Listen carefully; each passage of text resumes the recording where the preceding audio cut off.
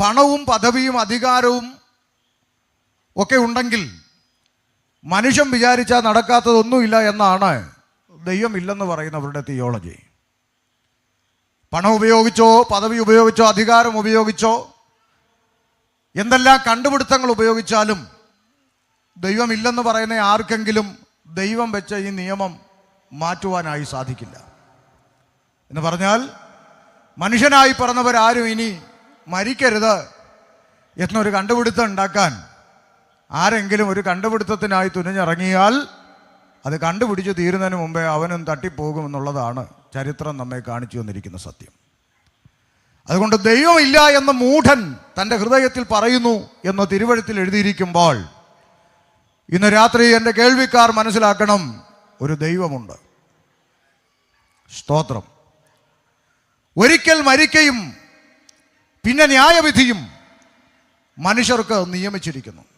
അടുത്ത ഭാഗം, അങ്ങനെ തന്നെ ക്രിസ്തുവും അനേകരുടെ പാപങ്ങളെ ചുമപ്പാൻ ഒരിക്കൽ അർപ്പിക്കപ്പെട്ടു. വീണ്ടും പറയുന്നു, തനിക്കായി കാത്തു നിൽക്കുന്നവരുടെ രക്ഷയ്ക്കായി യേശു പാപം കൂടാതെ രണ്ടാമതും പ്രത്യക്ഷനാകും. ഇന്ന് രാത്രി ഓദരദേശത്തോട് ഞങ്ങൾ വിളംബരം ചെയ്യുന്നു, യേശു ക്രിസ്തു മടങ്ങി വരാൻ പോവുകയാണ്. ഹല്ലേലൂയ. യേശു വീണ്ടും മടങ്ങി വരും. നമ്മുടെ അകത്ത് തന്നെ ആളുള്ളൊരു ഇപ്പം ചോദിച്ചു തുടങ്ങി, എങ്ങാനും വരുമോ? കാലം കുറേ ആയി ഇത് കേൾക്കുന്നു. കുഞ്ഞു പ്രായം തൊട്ട് പെന്തിക്കോസ് അപ്പച്ചന്മാരെ കയറി നിന്ന് വിളിച്ചു പോകുന്നു, യേശു വരുന്നു, യേശു വരുന്നു. കാലം എത്രയായി ഇതുവരെ വന്നില്ല, ഇനി എങ്ങാനും വരാനാണോ എന്നൊക്കെ അകത്തുള്ളവരും ഒക്കെ ചിന്തിച്ചു തുടങ്ങിയെങ്കിലും ഇന്ന് രാത്രി ഇങ്ങനെ പറയാം, പിതാക്കന്മാരുടെ കാലം തൊട്ടേ പറഞ്ഞു തുടങ്ങിയ സകല അടയാളങ്ങളും സകല ലക്ഷണങ്ങളും അതിൻ്റെ അന്ത്യപദത്തിൽ എത്തി നിൽക്കുന്നു. അതുകൊണ്ട് കാലമേറെയില്ല, അധികകാലം താമസമില്ല, വരുവാനുള്ളവൻ വരും. ഒരിക്കൽ കൂടി വിളംബരം ചെയ്യുന്നു, യേശുക്രിസ്തുവിന്റെ രണ്ടാമത്തെ വരവ് ഏറ്റവും അടുത്തിരിക്കുന്നു.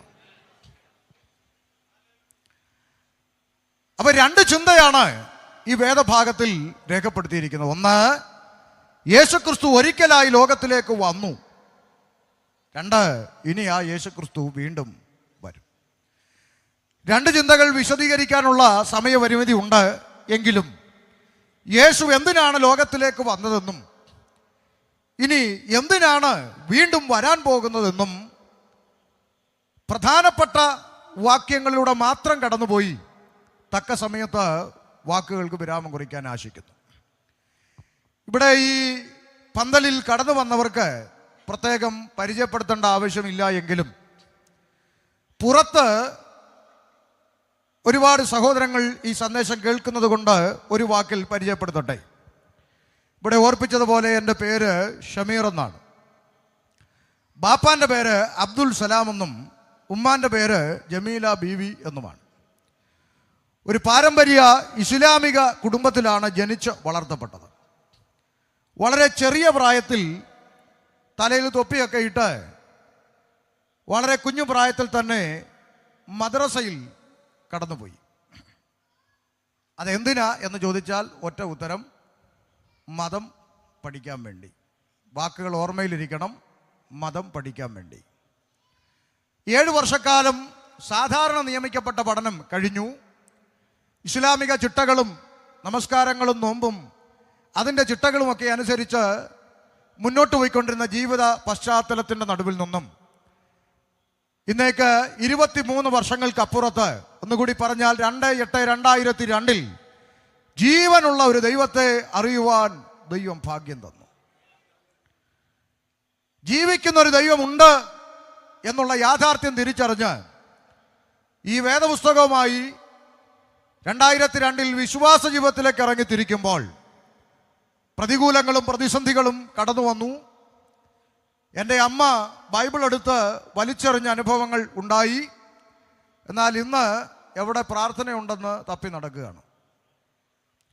അങ്ങനെ കൃപയാൽ മാതാവും സഹോദരങ്ങളും അടക്കം എല്ലാവരും വിശ്വാസ ജീവിതത്തിലേക്ക് കടന്നു വരുവാനിടയായി. ഇന്ന് കൃപയാൽ കഴിഞ്ഞ 23 വർഷങ്ങളായി വിശ്വാസ ജീവിതത്തിലും തുടർന്ന് കർത്താവിൻ്റെ മഹത്വമുള്ള വയലിലും ആയിരിക്കുന്നു. ഭാര്യ ഇവിടെയുണ്ട്, 2 കുഞ്ഞുങ്ങൾ കൃപയാൽ പഠനത്തിലായിരിക്കുന്നു. എന്തിനാ ഞാൻ ഇത്രയും ഒന്ന് പരിചയപ്പെടുത്തിയതെന്ന് ചോദിച്ചാൽ, ഈ കാലഘട്ടത്തിൽ നമ്മുടെ നാട്ടിൻപുറങ്ങളിലും മലയാളികൾ ഉള്ളിടത്തൊക്കെ ഒരു സംസാര വിഷയമുണ്ട്. എന്താണെന്ന് ചോദിച്ചാൽ, എന്തിനാണ് ഈ ആളുകളെല്ലാം ഇങ്ങനെ പോകുന്നത്? ഇപ്പൊ പ്രത്യേകിച്ച് ഭയങ്കര സംസാര വിഷയമാണ്. എന്തിനാണ് ഇവരെല്ലാം ഇങ്ങനെ പോകുന്നത്? തിരുവനന്തപുരം ഭാഗത്തേക്ക് കൺവെൻഷന് കടന്നു ചെന്നാൽ അവിടുത്തെ നോട്ടീസിൽ കാണുന്ന പേരുകൾ പലപ്പോഴും അത്ഭുതപ്പെടുത്തിയിട്ടുണ്ട്. പാസ്റ്റർ സുരേഷ്, സുമേഷ്, രതീഷ്, രമേശ്, നാരായണൻ, ഗോപാലകൃഷ്ണൻ, കുട്ടപ്പൻ, രാജപ്പൻ പാസ്റ്റർമാരാ. അനേക ആളുകൾ.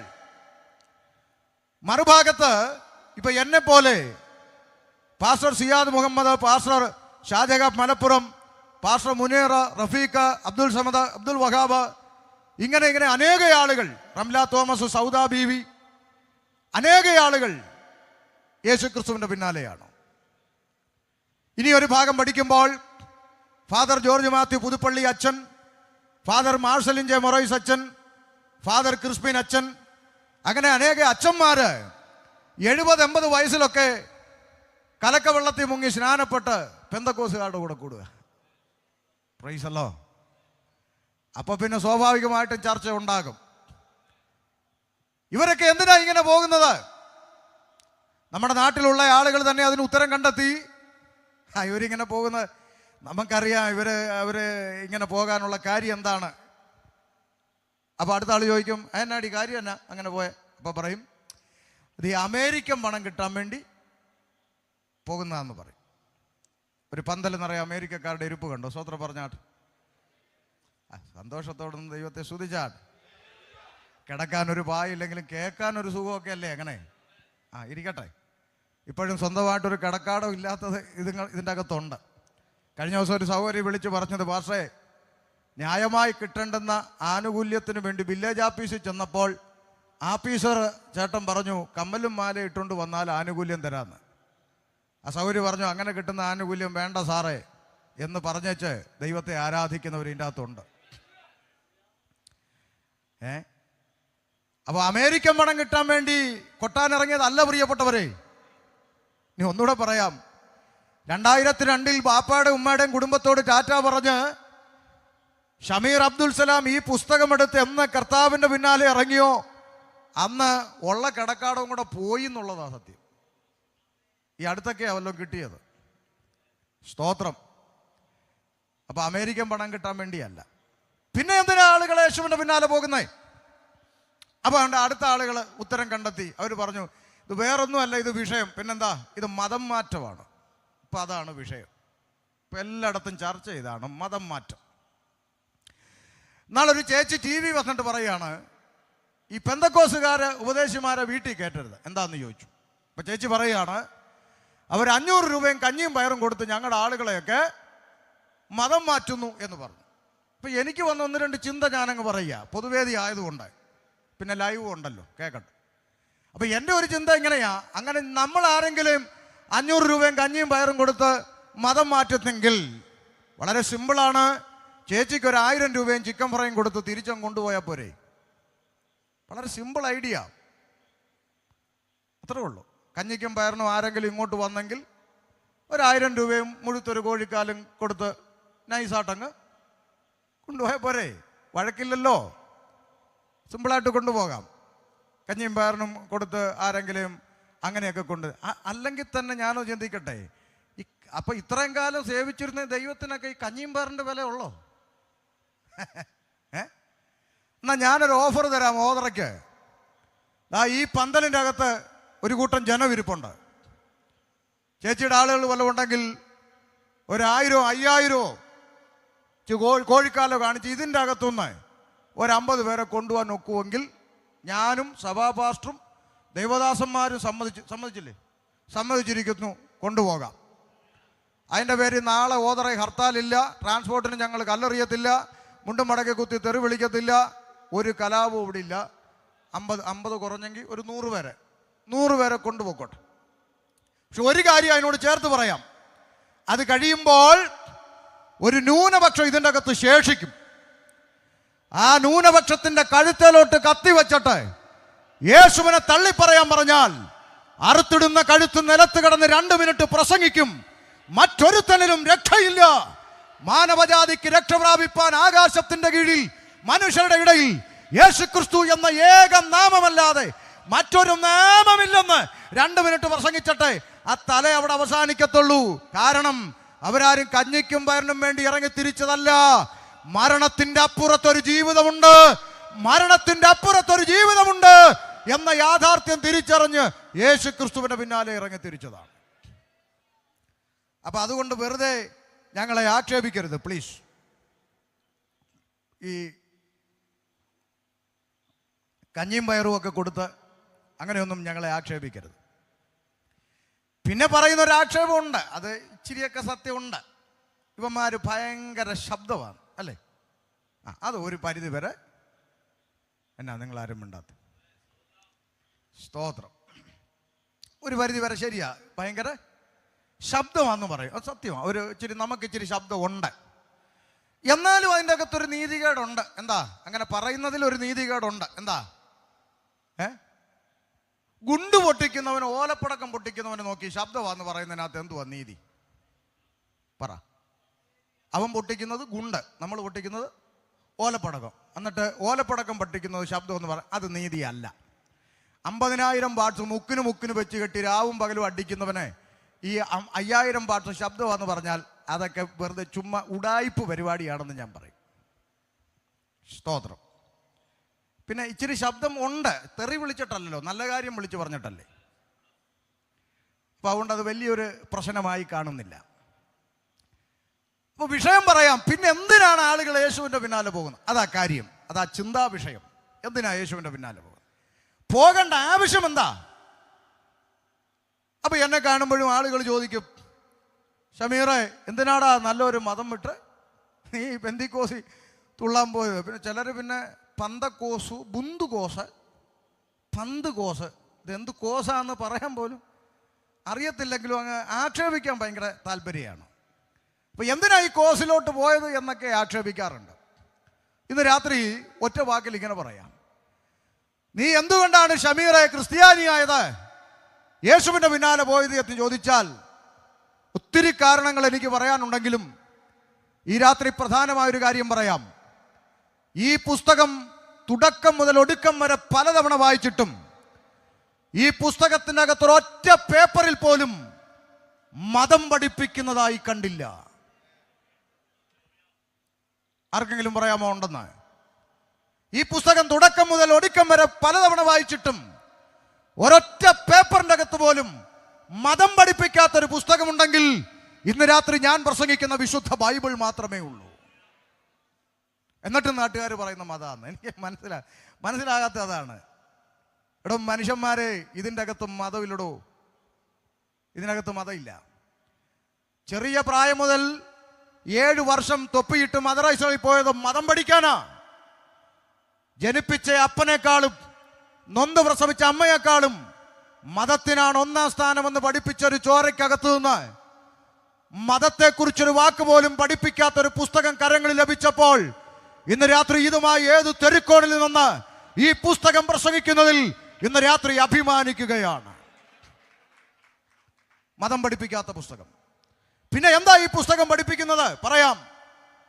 മനുഷ്യനും സൃഷ്ടാവും അഥവാ ദൈവവും മനുഷ്യനും തമ്മിലുള്ള ബന്ധത്തെയാണ് ഈ പുസ്തകം എല്ലാ കാലത്തും ലോകത്തോട് സംസാരിച്ചു കൊണ്ടിരിക്കുന്നത്. അർത്ഥാൽ സൃഷ്ടിയായ മനുഷ്യൻ തന്നെ സൃഷ്ടിച്ച സൃഷ്ടാവിനെ തിരിച്ചറിയണം. അതാണ് ദൈവത്തിൻ്റെ ആഗ്രഹം. അതുകൊണ്ടൊരിക്കൽ പൗലോസ് ഇങ്ങനെ വിളിച്ചു പറഞ്ഞു. അപ്പോസ്തല പ്രവൃത്തി പഠിക്കുമ്പോൾ അവിടെ ഇങ്ങനെ രേഖപ്പെടുത്തി, അതുകൊണ്ട് മനുഷ്യന്മാരെ, പുരുഷന്മാരെ, നിങ്ങൾ ഈ വ്യർത്ഥ കാര്യങ്ങളൊക്കെ വിട്ടിട്ട് ആകാശവും ഭൂമിയും സമുദ്രവും അവയിലുള്ള സകലത്തെയും ഉണ്ടാക്കിയ ജീവനുള്ള ദൈവത്തിങ്കലേക്ക് തിരിയണം. ഇന്ന് രാത്രി ഈ കൺവെൻഷന്റെ പ്രാരംഭ രാത്രി ഞങ്ങൾ മോദറക്കാരോട് പറയാൻ ഒന്നേ ഉള്ളൂ. മനുഷ്യന്മാരെ, നിങ്ങൾ ഈ വ്യർത്ഥമായ മണ്ടത്തരങ്ങളൊക്കെ വിട്ടേച്ച് ആകാശവും ഭൂമിയും സമുദ്രവും അവയിലുള്ള സകലത്തെയും ഉണ്ടാക്കിയ ജീവനുള്ള ഒരു ദൈവമുണ്ട്. ഇന്ന് രാത്രി ജീവനുള്ള ദൈവത്തിങ്കലേക്ക് തിരിയണം. അതിനാണ് ഈ യോഗം. ആരാണ് ആ ദൈവം? എവിടെയാണ് ആ ദൈവത്തെ കാണാൻ പോകേണ്ടത്? എന്താണ് ചെയ്യേണ്ടത്? അതിനാ വായിച്ചത്, ഒരിക്കൽ ആ ദൈവം വേഷത്തിൽ മനുഷ്യനായി മനുഷ്യരുടെ ഇടയിലേക്ക് ഇറങ്ങി വന്നു. എന്തിന്? വായിച്ചു, അനേകരുടെ പാപങ്ങളെ ചുമപ്പാൻ. വേദപുസ്തകം വളരെ പ്രധാനമായി മനുഷ്യരോട് അറിയിച്ചുകൊണ്ടിരിക്കുന്ന ഒരു പ്രധാനപ്പെട്ട വിഷയം മനുഷ്യൻ പാപിയാണ് എന്നുള്ളതാണ്. കാലങ്ങളായി ദൈവത്തിൻ്റെ അഭിഷിക്തന്മാർ തെരുക്കോണുകളിലും വേദികളിലും മാറി മാറി വിളംബരം ചെയ്തു, മനുഷ്യൻ പാപത്തിലാണ്. എന്തുകൊണ്ട് മനുഷ്യൻ പാപത്തിലാണ്? ദൈവത്തോടൊപ്പം വസിക്കുവാൻ പുത്രത്വം എന്ന പദവിയിൽ സൃഷ്ടിക്കപ്പെട്ട മനുഷ്യൻ. ലൂക്കോസിന്റെ സുവിശേഷം 3-ാം അധ്യായം 38-ാമത്തെ തിരുവചന ഭാഗത്തിൽ രേഖപ്പെടുത്തി, ആദാം ദൈവത്തിൻ്റെ മകൻ, അഥവാ ദൈവത്തോടൊപ്പം വസിക്കുവാൻ, വെയിലാറുമ്പോൾ ഇറങ്ങി വരുന്ന ദൈവ സാന്നിധ്യത്തിന്റെ നടുവിൽ ദൈവത്തോടൊപ്പം വസിക്കുവാൻ പുത്രത്വം നൽകപ്പെട്ട മനുഷ്യൻ. എന്നാൽ ദൈവത്തിൻ്റെ വാക്കിനെ മറുതലിച്ചുകൊണ്ട്, ഇരുട്ടിന്റെ ആത്മാവിന് ചെവി കൊടുത്തുകൊണ്ട് അനുസരണക്കേട് കാണിച്ച മനുഷ്യൻ നിമിത്തം ദൈവത്തോടൊപ്പം വസിക്കുവാനുള്ള പദവി മനുഷ്യന് നഷ്ടപ്പെടുകയാണ്. അവനെ ഏദൻ തോട്ടത്തിൽ നിന്ന് അവനെ എടുത്ത നിലത്തേക്ക് അവനെ പുറത്താക്കിയെന്നാണ് വാക്യം. എടുത്ത നിലത്തേക്ക് തോട്ടത്തിൽ നിന്ന് പുറത്താക്കപ്പെട്ട മനുഷ്യൻ ദൈവത്തോടൊപ്പം വസിക്കുവാനുള്ള ആ പുത്രത്വം നഷ്ടപ്പെട്ടവനായി മാറി. ഒരൊറ്റ വാക്കിൽ ഞാൻ ഇങ്ങനെ പറയാം, ശ്രദ്ധിച്ചു കേട്ടോ. മനുഷ്യൻ ദൈവത്തോടൊപ്പം വസിക്കണമെന്ന് ദൈവം ആഗ്രഹിച്ച മനുഷ്യൻ, പാപം കൂടാതെ നിത്യതയോളം ദൈവത്തോടൊപ്പം ഒന്നിച്ചിരിക്കണമെന്ന് ദൈവം ആഗ്രഹിച്ച മനുഷ്യൻ പാപത്തിൽ വീണുപോയപ്പോൾ മനുഷ്യൻ ദൈവത്തിന്റെ സന്നിധിയിൽ നിന്ന് പുത്രത്വം നഷ്ടപ്പെട്ട് പുറത്താക്കപ്പെടുന്നു. ഒന്ന് ശ്രദ്ധിച്ചേ, ഈ നഷ്ടപ്പെട്ടു പോയ പുത്രത്വം മനുഷ്യന് തിരികെ കൊടുത്തിട്ട് തിരിച്ചവനെ ആ പുറത്താക്കി ഇടത്തേക്ക് തിരിച്ചെത്തിക്കുക എന്നുള്ള ദൈവിക പദ്ധതിയാണ് ലോകത്തിൽ നടന്നുകൊണ്ടിരിക്കുന്നത്. തിയോളജി ഒന്നും പറഞ്ഞാൽ തല കയറാത്തതുകൊണ്ട് വളരെ സിമ്പിളായി പറയുക. പുറത്താക്കപ്പെട്ട മനുഷ്യൻ 70-80 വയസ്സ് ഈ ഭൂതലത്തിൽ ജീവിക്കുന്ന ആയുസ്സിനിടയ്ക്ക് നഷ്ടപ്പെട്ടു പോയ പുത്രത്വം തിരികെ പ്രാപിച്ചിട്ട് ഈ കൂടാരമാകുന്ന ശരീരം ഉപേക്ഷിച്ചിട്ട് തിരിച്ച് ആ പറുദീസയിലേക്ക് ചെല്ലുമ്പോൾ അവിടെ അന്ന് തടഞ്ഞ ജീവവൃക്ഷത്തിന്റെ ഫലം പുത്രത്വം പ്രാപിച്ച് തിരിച്ചു ചെല്ലുമ്പോൾ തിന്മാൻ കൊടുക്കും എന്നെഴുതി വച്ചിരിക്കുന്നു. മനോഹരമായൊരു റൊട്ടേഷൻ. മനസ്സിലാകുന്നുണ്ടോ? ഈ പുത്രത്തെ എങ്ങനെ തിരിച്ചു കിട്ടും പാസ്റ്ററെ? വളരെ സിമ്പിൾ അല്ലേ? അതിനാ വേദപുസ്തകം എഴുതി വച്ചിരിക്കുന്നത്, യേശുക്രിസ്തുവിനെ കൈക്കൊണ്ട് യേശുക്രിസ്തുവിന്റെ നാമത്തിൽ വിശ്വസിക്കുന്ന, ചാക്കോച്ചനെന്നല്ല, തോമാച്ചനെന്നല്ല, ജേക്കപ്പച്ചാനെന്നല്ല, പിന്നെന്താ, യേശുക്രിസ്തുവിൽ വിശ്വസിച്ച് അവന്റെ നാമത്തിൽ വിശ്വസിക്കുന്ന ഏവനും ദൈവത്തിന്റെ മക്കളായി തീരുവാൻ ദൈവാധികാരം കൊടുത്തു. നഷ്ടപ്പെട്ടു പോയ പുത്രത്വം തിരികെ പ്രാപിപ്പാൻ ഒരൊറ്റ മാർഗമേ ഉള്ളൂ. യേശുക്രിസ്തു എന്ന മഹാദൈവത്തെ രക്ഷകനും കർത്താവുമായി ഹൃദയത്തിൽ ഏറ്റുവാങ്ങുന്ന ഏവർക്കും ആ പുത്രത്വം ലഭിക്കും എന്ന് തിരുവചനം വിളംബരം ചെയ്യുന്നു. ആ പുത്രത്വം 20 വയസ്സിൽ തിരിച്ചു പിടിച്ചവരിൻ്റെ അകത്തുണ്ട്, 30 വയസ്സിൽ തിരിച്ചു പിടിച്ചവരുണ്ട്, 50 വയസ്സിൽ തിരിച്ചു പിടിച്ചവരുണ്ട്, 80 തിരിച്ചു പിടിക്കാത്തവരിൻ്റെ അകത്തുണ്ട്. എല്ലാ കൺവെൻഷനും വന്നിരുന്ന് വയറ് നിറയെ കേൾക്കും, രക്ഷിക്കപ്പെടും, നടക്കുകയല്ല. ഇരുന്നോ, ഈ ആയുസ് തീർന്ന് ഇവിടുന്ന് ടാറ്റ പറഞ്ഞു പോകുമ്പോൾ എങ്ങോട്ട് എന്നൊരു ചോദ്യം ഭരിച്ചുകൊണ്ട് വേണം ഇന്ന് രാത്രി ഈ കൺവെൻഷൻ കഴിഞ്ഞ് ഇവിടുന്ന് പോകാൻ. അപ്പോ പുത്രത്വം നഷ്ടപ്പെട്ട് പാപത്തിൽ വീണുപോയ മനുഷ്യൻ, വേദപുസ്തകം തെളിവായി പറയുന്നു, ഏകനാൽ പാപവും പാപത്താൽ മരണവും ലോകത്തിൽ പ്രവേശിച്ചു. ഒന്നുകൂടി ലളിതമായി പറഞ്ഞാൽ, ആദാമ്യ പാപത്താൽ സകല മനുഷ്യരും പാപികളായി. ഇവിടെ ചില ചോദ്യങ്ങൾ മുന്നോട്ട് വരാൻ സാധ്യതയുണ്ട്. കാരണം നമ്മൾ ജീവിച്ച കാലത്തല്ല ഇപ്പോഴത്തെ കമ്പ്യൂട്ടർ പിള്ളേർ, അവർ മിടുക്കന്മാരാ. കമ്പ്യൂട്ടർ പിള്ളേർ പല ചോദ്യങ്ങൾ അവരുടെ മനസ്സിലേക്ക് ഓടി വരും. ഒന്ന്, മനുഷ്യൻ കുടിലിൽ നിന്ന് കൊട്ടാരത്തിലെത്തി, ആകാശമാർഗം പറക്കാൻ തുടങ്ങി, ചൊവ്വായിലും വ്യാഴത്തിലും വീട് വെക്കാൻ പറ്റുമോയെന്ന് ഇവിടെ പഠനം നടന്നുകൊണ്ടിരിക്കുന്നു. ചന്ദ്രനിൽ കാലുകുത്തി, ബഹിരാകാശത്ത് താമസമായി, ദിവസങ്ങളോളം താമസിച്ചു. കൽക്കരിയുടെ ട്രെയിനൊക്കെ മാറി ഉപദേശി വന്ദേ ഭാരതൊക്കെയായി, കാലം ഇങ്ങനെല്ലാം മാറിയിട്ടും ഉപദേശിമാർ ഇപ്പോഴും ഒരു മാറ്റമില്ല. ഇവന്മാർ ഇപ്പോഴും പറഞ്ഞുകൊണ്ട് കിടക്കുന്ന മനുഷ്യൻ ഭാവിയാണെന്ന് എങ്ങനെ ചോദിക്കാതിരിക്കും പിള്ളേർ ചോദിക്കുക, കാലം മാറി, ഒന്ന് അപ്ഡേറ്റ് ആകും ഉപദേശം എന്ന് പറഞ്ഞ അപ്ഡേറ്റ് ആക്, മാറ്റിപ്പിടി, ഭാവിയാണെന്ന് പറയാതെ എന്നാ പറയുന്നത്. എൻ്റെ കുഞ്ഞുങ്ങളെ, തിരിച്ചൊരു ചോദ്യം ഞാനും ഒന്ന് ചോദിക്കട്ടെടാ. കുടിലീന്ന് കൊട്ടാരത്തിലെത്തി, സമ്മതിച്ചു. ആകാശമാർഗം പറക്കാൻ തുടങ്ങി, സമ്മതിച്ചു. ചൊവ്വായിലും വ്യാഴത്തിലും ഒക്കെ വീട് വെക്കാൻ പോകുന്നെന്ന് സമ്മതിച്ചു. ചന്ദ്രനിലൊക്കെ കാലുകുത്തി, ബഹിരാകാശത്ത് താമസമായി, സമ്മതിച്ചടാ മക്കളെ. കൽക്കരി ട്രെയിൻ മാറി വന്ദേ ഭാരതായതും ഉപദേശം സമ്മതിച്ചു. പക്ഷെ ഒരു ചെറിയ ചോദ്യം, ഒരു കുഞ്ഞു ചോദ്യം. കൽക്കരി ആയിക്കോട്ടെ വന്ദേ ഭാരത് ആയിക്കോട്ടെ, രണ്ടിൻ്റെയും പേര് ട്രെയിൻ എന്നാ അല്ലേ? ട്രെയിനാ. ഈ ട്രെയിനിൻ്റെ അകത്ത് യാത്ര ചെയ്തിട്ടുള്ളവർക്കറിയാം, അതിൻ്റെ അകത്ത് ടോയ്ലറ്റ് എന്ന് പറഞ്ഞൊരു സംവിധാനമുണ്ട്.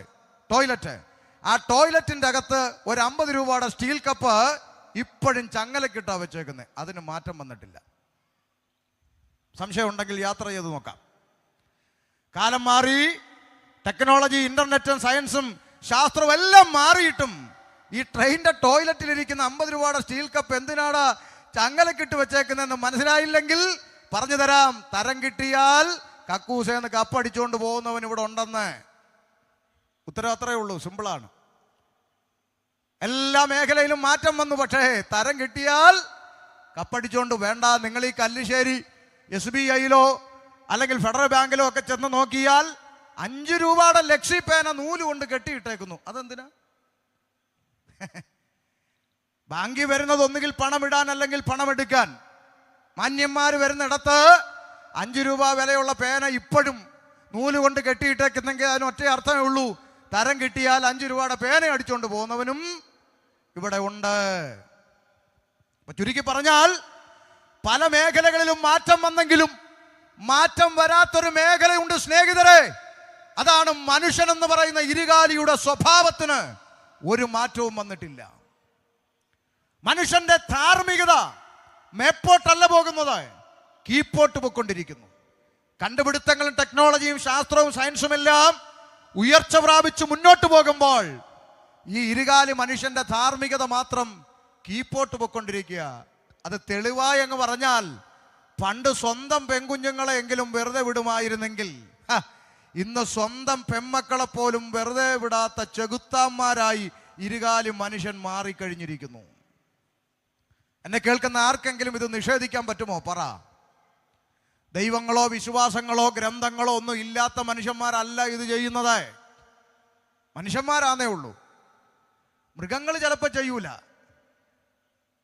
ആകാശത്തൊരു പരുന്ത് വട്ടമിട്ട് പറക്കുമ്പോൾ ഭൂതലത്തിൽ നിൽക്കുന്ന കോഴിയമ്മ ചിറക് വിരിച്ച് കുഞ്ഞുങ്ങളെ ചിറകിനകത്താക്കി സംരക്ഷിക്കുന്ന ഒരു അമ്മ മനസ്സ് ഒരു കോഴിയമ്മയിൽ നമ്മൾ കാണുമ്പോൾ, കാമുകനോടൊപ്പം ജീവിക്കാൻ നൊന്ത് പ്രസവിച്ച ചോരക്കുഞ്ഞിനെ തീരദേശത്തിന്റെ കടൽ ഭിത്തിയിൽ എറിഞ്ഞു കൊന്ന അമ്മ ആലപ്പുഴയിൽ നിൽക്കുന്നു. കോഴിയമ്മയാ നല്ലതല്ലേ? സ്തോത്രം. മനസ്സിലാവുന്നുണ്ടോ? മിണ്ടാപ്രാണിയായ ഒരു കോഴി മുട്ടയിട്ടാൽ കൂകി വിളിച്ച് 10 പേരെ അറിയിക്കും. അത് കേൾക്കുമ്പോൾ അമ്മ പറയും, എടീ കോഴി കൂവുന്നടി, മുട്ടയിട്ടോ എന്ന് നോക്ക്, അതൊരു സിഗ്നലാണ്. അങ്ങനെ കോഴിയമ്മ ഒരു മുട്ടയിട്ടാൽ കൂകി വിളിക്കുന്ന നാട്ടിൽ നിങ്ങൾ അറിഞ്ഞോ നാട്ടാരെ, ഈ അടുത്ത കാലത്തൊരമ്മ KSRTC ബസിന്റെ പുറകരത്തെ സീറ്റിൽ മുട്ടയിട്ടേച്ച് ഞാനൊന്നും അറിഞ്ഞില്ലേ എന്ന് പറഞ്ഞ് ഇറങ്ങി അങ്ങ് പോയി. കൂകിയതുമില്ല, വിളിച്ചതുമില്ല, ആരുമൊട്ട് അറിഞ്ഞതുമില്ല. മുട്ട ഇപ്പൊ അമ്മത്തൊട്ടിലിൽ അനാഥയായി വളരുന്നു. കോഴിയമ്മ നല്ലത്. മനസ്സിലാകുന്നുണ്ടോ? മാറ്റം വരാത്തതൊന്നും ഇപ്പോഴും ഉണ്ട്. മനുഷ്യന്റെ സ്വഭാവം, അവന്റെ ധാർമ്മികത. കഴിഞ്ഞ 3 ആഴ്ച മുമ്പ് കാസർഗോഡ് എന്നൊരു വിവരം, 10 മാസം നൊന്ത് പ്രസവിച്ച പെറ്റ അമ്മയെ ഉപദ്രവിച്ച് ഗർഭാവസ്ഥയിൽ എത്തിച്ചത് സ്വന്തം മകനെന്ന്. ഇതൊക്കെ സാക്ഷര കേരളം എന്ന് പറയുന്ന ഈ നാട്ടിൽ തന്നെയാണ് ഇതൊക്കെ നടക്കുന്നതെന്ന് പറയുമ്പോൾ തലയ്ക്കകത്ത് അല്പമെങ്കിലും ആള് താമസമുള്ള മനുഷ്യ കുത്തിയിരുന്ന് ചിന്തിക്ക്. ഇരട്ട ചങ്കുള്ള നേതാവ് ഭരിച്ചിട്ടും മികച്ച പോലീസ് സംവിധാനങ്ങൾ ഉണ്ടായിട്ടും ഏതെല്ലാം ടെക്നോളജികളും കണ്ടുപിടുത്തങ്ങളും നിലവിൽ വന്നിട്ടും എന്തേ മനുഷ്യനിൽ നിന്ന് പുറത്തു വരുന്ന ഈ കുറ്റകൃത്യങ്ങൾക്ക് തടയിടാൻ ഇവിടെ ഒരു സംവിധാനത്തിന് കഴിയാത്തതെന്ന് ചോദിച്ചാൽ ഉത്തരം ഒന്നേ ഉള്ളൂ, പാപത്തെ അറസ്റ്റ് ചെയ്യാനുള്ള ഒരു സംവിധാനം നിലവിൽ വന്നിട്ടില്ല. അതുകൊണ്ട് ഇത് തുടരും. പാപത്തെ അറസ്റ്റ് ചെയ്യാനുള്ള സംവിധാനം ഈ പുസ്തകത്തിൻ്റെ അകത്ത് മാത്രമേ ഉള്ളൂ. മനസ്സിലാകുന്നുണ്ടോ? ഇത് ചുമ്മാ കുഞ്ഞുകളിയൊന്നും അല്ല സ്നേഹിതരെ. പെന്തിക്കോസ്, പുന്തുക്കോസ്, പന്തുക്കോസ് എന്നൊക്കെ കേൾക്കുമ്പോൾ ഇച്ചിരി പരിഹാസമൊക്കെ ഉണ്ട്, ശരിയാ. ദൈവകുഞ്ഞുങ്ങൾ ഉപവസിച്ച് പ്രാർത്ഥിക്കുന്ന ആരാധന പണ്ട് കൂട്ടുകാരുമായി പുറത്തു നിന്ന് ജനലിലൂടെ കണ്ട് ചിരിക്കാൻ വേണ്ടി പോയിട്ടുണ്ട്. ഉപവാസ പ്രാർത്ഥനയ്ക്ക് കൈയടിച്ച് ഒന്ന് വിറച്ചിരുന്ന് ആരാധിക്കുന്ന ദൈവമക്കളെ കണ്ട് ജനലിന്റെ വെളിയിൽ കൂടെ നോക്കി അട്ടഹസിച്ച് ചിരിച്ചിട്ടുണ്ട് ഞാൻ. എന്നാൽ ഇന്ന് അഭിമാനത്തോടെ ഞാനൊരു പെന്തക്കോസ്തുകാരനാണെന്ന് പറയുന്നതിൽ ഇന്ന് രാത്രി അഭിമാനിക്കുകയാണ്. കാരണം ഇതൊരു കളിയല്ല, ഇതിൻ്റെ അകത്ത് ചില സത്യങ്ങളുണ്ട്. അപ്പോൾ മനുഷ്യൻ പാപിയാണ് എന്നുള്ളത് വാക്കും ഭാഷണവും കൂടാതെ മനുഷ്യൻ നമ്മുടെ മുമ്പിൽ ഓരോ ദിവസവും സിറ്റൗട്ടിൽ പറന്നു വീഴുന്ന പത്രങ്ങളിലൂടെ തെളിവാക്കിക്കൊണ്ടിരിക്കുന്നു. അപ്പൊ പാപിയാണ്. അപ്പോഴടുത്തൊരു ചോദ്യം, എന്താ അത് ശരി, അപ്പൊ പണ്ടെങ്ങാണ്ട് ഒരു ആൻറ്റി ഒരു ആപ്പിൾ തിന്നേനാണോ ഇത്രയും വലിയ പാവം? ആ സ്ത്രീ ഒരു ആപ്പിൾ തിന്നു, കെട്ടിയവനോട് സ്നേഹമുള്ളവളായതുകൊണ്ട് ഇച്ചിരി കെട്ടിയവനും കൊടുത്തു. അതിനിപ്പോൾ ഇത്രയും വലിയ വിഷയമാക്കേണ്ടതുണ്ടോ? പറയുന്ന കേട്ടാത്തൊന്നും ആ പെണ്ണുമ്പിള്ള മരത്തിലെ പഴമെല്ലാം കൂടെ പറിച്ച് ചന്തയിൽ കൊണ്ടുപോയി വിറ്റെന്ന്. അങ്ങനൊന്നും ഇല്ലല്ലോ. ഒരു പഴം, ശ്രദ്ധിച്ചേ, നിസാരം ഒരു പഴം തിന്നതാണോ പാപം? അല്ല. പിന്നെ എന്താന്ന് ചോദിച്ചാൽ ഒറ്റ വാക്കി പറഞ്ഞാൽ നിയമലംഘനം. നമ്മുടെ നാട്ടിലൊരു ചെറുപ്പക്കാരൻ, ഒരു പയ്യൻ ഈ നാട്ടിൽ പോലീസ് സംവിധാനം വെച്ചിരിക്കുന്ന ട്രാഫിക് സിഗ്നൽ ലൈറ്റ് ഒരു കല്ലെടുത്ത് എറിഞ്ഞു പൊട്ടിച്ചു എന്നിരിക്കട്ടെ. ഒരു ലൈറ്റേ പൊട്ടിയുള്ളൂ, ഒറ്റ ബൾബേ പൊട്ടിയുള്ളൂ. പോലീസുകാരെല്ലാം കൂടെ വന്ന് ഇവനെ പിടിച്ച് കൊണ്ടുപോകുമ്പോൾ കണ്ടോണ്ട് നിൽക്കുന്ന ചേട്ടൻ പറയാ, ഓ പോട്ടെ സാറേ, ഒരു ബൾബല്ലേ, ഞാനൊരു 5 എണ്ണം അങ്ങ് മേടിച്ചു തരാം, കൊച്ചിനെ വിടാൻ പറഞ്ഞാൽ വിടുവോ? ഒന്നല്ല 9 എണ്ണം മേടിച്ചു കൊടുത്താലും കൊണ്ടുപോയി ഭരണഘടന എഴുതിയിരിക്കുന്ന നടപടിക്രമം അനുസരിച്ച് ജാമ്യം എടുത്ത് പുറത്ത് വരുന്നതാണ് ഈ ലോകത്തിലെ നിയമമെങ്കിൽ ഒരു പഴം തിന്നതല്ല പാപം. ദൈവം മനുഷ്യരോട് ചെയ്യരുത് എന്ന് പറഞ്ഞ നിയമം ലംഘിച്ചു. ആ നിയമലംഘനമാണ് പാപമെന്ന് വേദപുസ്തകം പറയുന്നത്. അതുകൊണ്ടാണ് ഞങ്ങൾ എന്ത് പറഞ്ഞാൽ ഈ പുസ്തകം എടുത്ത് നോക്കാൻ പറയുന്നത്. നാളൊരു പള്ളിയിലച്ഛൻ, പുള്ളിക്ക് പെന്തക്കോസുകാരെ അത്ര ഇഷ്ടമല്ലാത്തൊരു മനുഷ്യനാണ്. സാരമില്ല, ഇഷ്ടപ്പെടുവെന്നല്ലോ, ഇഷ്ടപ്പെടത്തില്ലെന്നല്ലേ ബൈബിൾ പറഞ്ഞേക്കുന്നത്. അങ്ങനല്ലേ അച്ഛാ? നിങ്ങൾ ലോകക്കാരായിരുന്നെങ്കിൽ, യോഹന്നാൻ 15:19, നിങ്ങൾ ലോകക്കാരായിരുന്നെങ്കിൽ ലോകം തനിക്ക് സ്വന്തമായതിന് സ്നേഹിക്കുമായിരുന്നു. അടുത്ത വാക്ക് വായിച്ച മോനെ. എന്നാൽ നിങ്ങൾ ലോകക്കാരായിരിക്കാതെ ഞാൻ നിങ്ങളെ ലോകത്തിൽ നിന്ന് തിരഞ്ഞെടുത്തത് കൊണ്ട് ലോകം നിങ്ങളെ പകയ്ക്കുന്നു. എഴുതി വച്ചേക്കുക. കർത്താവായ യേശു ക്രിസ്തുവിന്റെ തിരഞ്ഞെടുപ്പ് ലിസ്റ്റിൽ, ഇവിടെ ഇപ്പൊ ഇലക്ഷൻ വരുമ്പം രാഷ്ട്രീയക്കാർ കയറി വരുമല്ലോ, എന്തിനാ തിരഞ്ഞെടുപ്പ് ലിസ്റ്റ് പേരുണ്ടോന്നൊക്കെ ഉറപ്പുവരുത്താൻ വരുമല്ലോ. ഇതുപോലെ യേശു കർത്താവിന്റെ തെരഞ്ഞെടുപ്പ് ലിസ്റ്റിൽ ഷമീറിന്റെ പേരുണ്ട്, ജോസിന്റെ പേരുണ്ട്, തോമസിന്റെ പേരുണ്ട്, സുരേഷിന്റെ പേരുണ്ട് എന്നതിന് എന്താണോ തെളിവെന്ന് ചോദിച്ചാൽ ഒരു തെളിവ് ഇവിടെ എഴുതി വെച്ചിരിക്കുന്നു, ലോകം നിങ്ങളെ പകയ്ക്കണം. അതാ തെളിവ്. പക്ഷെ നമുക്കിപ്പം അത് പോരാ. ഇപ്പം നമ്മളെ സ്നേഹിക്കണമെന്ന് നമ്മളങ്ങ് വാശി പിടിക്കുക. പകച്ചാൽ നമ്മൾ കൊടി പിടിക്കും, സെക്രട്ടേറിയറ്റിൽ പോയി മുദ്രാവാക്യം വിളിക്കും. പകയ്ക്കരുത്. നമ്മളെ ഇപ്പം സ്നേഹിക്കണമെന്നും പറഞ്ഞാൽ നമ്മൾ നടക്കുന്നത്. മുദ്രാവാക്യം പണ്ടൊക്കെ ഞാൻ എത്രയോ സ്റ്റേജ് വിളിച്ച് പറയുമായിരുന്നു, ഭൂമി കൊട്ടേഷൻ സംഘം ഇല്ലാത്തൊരു ദൈവം ഉണ്ടെങ്കിൽ ആരാ? യേശുക്രിസ്തുവാ. അല്ലേ ചാ? ആർക്കും എന്തും പറയാം. കർത്താവിൻ്റെ മുഖത്ത് നോക്കി, തച്ചൻ്റെ മോനല്ലേ തനിക്കാരോടോ ഞങ്ങൾ ഉപദേശിക്കാൻ അധികാരം തന്നെന്ന് കർത്താവിൻ്റെ മുഖത്ത് നോക്കി ചോദിച്ചിട്ട് കർത്താവ് 12 ശിഷ്യന്മാരെ കൊണ്ട് കൊടി പിടിക്കാനൊന്നും എന്നെ ആരനക്കമൊന്നും ഇല്ലല്ലോ. ഉള്ളത് പറയുമ്പോൾ അനക്കം വരികയില്ല. സ്തോത്രം. പത്രോസ് തടവിലായി. സഭ ശ്രദ്ധയോടെ പ്രാർത്ഥിച്ചുകൊണ്ടിരുന്നതാണ് ഞാൻ വായിച്ചത്. സഭയെല്ലാം കൂടെ മുദ്രാവാക്യം വിളിച്ച് ധർണ നടത്തിയെന്നൊന്നും ഞാൻ, സുവിശേഷം നിമിത്തം ജയിലിലാവും, ചിലപ്പോൾ ചാകും. അതിന് മനസ്സുള്ളവൻ പുസ്തകം എടുത്താൽ മതി. ഇതിൻ്റെ പിറകിൽ കിടക്കുന്ന ചരിത്രം രക്തസാക്ഷികളുടെ ചരിത്രമാണ്. അതിന് ഇച്ചിരി പേടിയുള്ളവനൊന്നും ഇതെടുത്തുകൊണ്ട് ഇറങ്ങരുത്. ചാകട്ടെന്ന് പൗലോസ് പറഞ്ഞ എന്താ? കൂടാരമാകുന്നത് ഇതെങ്ങനെയെങ്കിലും ഇവിടെ പൊളിയണം. കൈപ്പണിയല്ലാത്തൊരു ഭവനം ഒരുക്കപ്പെടുന്നുണ്ട്. വിട്ടുപിരിഞ്ഞ് ക്രിസ്തുവിനോട് കൂടെ ഇരിപ്പാൻ അത്യന്തം കാക്ഷിക്കുന്നു. അഗബോസ് എന്ന് പറയുന്ന ഒരു പ്രവാചകൻ ആത്മാവിൽ എഴുന്നേറ്റ് പൗലോസ്ലീഗയോട് പറഞ്ഞു, യെരൂശലേമിൽ നിന്നെ കൈകാലുകൾ ബന്ധിച്ച് കൊണ്ടുപോകുന്ന ഒരു രംഗം പരിശുദ്ധാത്മാവ് എന്നെ കാണിക്കുന്നു എന്ന് പറഞ്ഞു. നമ്മളെങ്ങാണമാണെങ്കിൽ പറഞ്ഞേനെ, അങ്ങനെ ആണെങ്കിൽ എന്നെ അങ്ങനെ വല്ലതും ചെയ്തെന്ന് വല്ലതും അറിയിപ്പ് കിട്ടിയാൽ നിങ്ങൾ ഉടനെ എന്ത് ചെയ്തേക്കണം? ഉടനെ ചാനലുകളെയൊക്കെ അറിയിച്ചു നിങ്ങൾ അവിടെ എത്തി വേണ്ടുന്ന കാര്യങ്ങളൊക്കെ ചെയ്തേക്കണമെന്നൊക്കെ നമ്മൾ പറഞ്ഞേനെ. പക്ഷേ പൗലോസ് പറയുകയാണേ, അയ്യോ അതൊന്നും പറഞ്ഞ് എന്നെ വിഷമിപ്പിക്കാതെന്നല്ല പറഞ്ഞേ. വചനം വായിച്ചിട്ടുള്ളവർക്കറിയാം. അയ്യോ അങ്ങനൊന്നും പറഞ്ഞ് എന്നെ പേടിപ്പിക്കാതെ നല്ല പൗലോസ് പറഞ്ഞേ, നിങ്ങൾ കരഞ്ഞ് എൻ്റെ ഹൃദയം വേദനിപ്പിക്കാതെന്ന്. ഇവരങ്ങ് കരയുക, അയ്യോ പൗലോസ് പാസ്റ്ററെ ഇങ്ങനെ ഉപദ്രവിക്കും. നിങ്ങൾ കരഞ്ഞ് എൻ്റെ മനസ്സ് വിഷമിപ്പിക്കാതെന്ന്. എന്നിട്ട് അടുത്ത വാക്ക് പറഞ്ഞെന്താണെന്നറിയാമോ? കർത്താവായ യേശു ക്രിസ്തുവിന് വേണ്ടി ബന്ധിക്കപ്പെടാൻ മാത്രമല്ല, അവന് വേണ്ടി മരിക്കാൻ തയ്യാറായിട്ടാണ് ഞാൻ പോകുന്നത്. ഇതാ ഞാൻ പഠിച്ച പുസ്തകത്തിൽ ഇങ്ങനെ കേട്ടോ. പിണങ്ങല്ലേ കാര്യം. ഈ ഡിഗ്രി ഉള്ളവൻ എന്ത് വിഡിത്തം പറഞ്ഞാലും കൈയടിക്കും. വഴി പ്രസംഗിക്കുന്നവൻ സത്യം വിളിച്ച് പറഞ്ഞാൽ ദേഷ്യപ്പെടും. അതാ ഇപ്പം നമ്മുടെ അവസ്ഥ. ഞാനുള്ള കാര്യം പറയാം, ദൈവ കുഞ്ഞുങ്ങളെ ഈ ലോകം ഒരിക്കലും അംഗീകരിക്കത്തില്ല. ലോകമേതും അങ്ങനല്ലേ പാടിയേ? ആ പാട്ട് മാറ്റി എഴുതും. അത്രയും പറഞ്ഞ് ഞാൻ ആ ഭാഗം വിടുന്നു. അല്ല ഇനി പറഞ്ഞ ഇവർ വിഷമിക്കും. കാര്യം വിഷയം മാറിപ്പോ. ഇല്ല തിരിച്ചു വരിക. അപ്പൊ ഡിഗ്രി ഉള്ള പിള്ളേർ പറയും, ഒരു പഴം തിന്നതാണോ പാപമല്ല, തമ്പുരാൻ അരുതെന്ന് പറഞ്ഞത് ചെയ്തു, അതാ പാപം.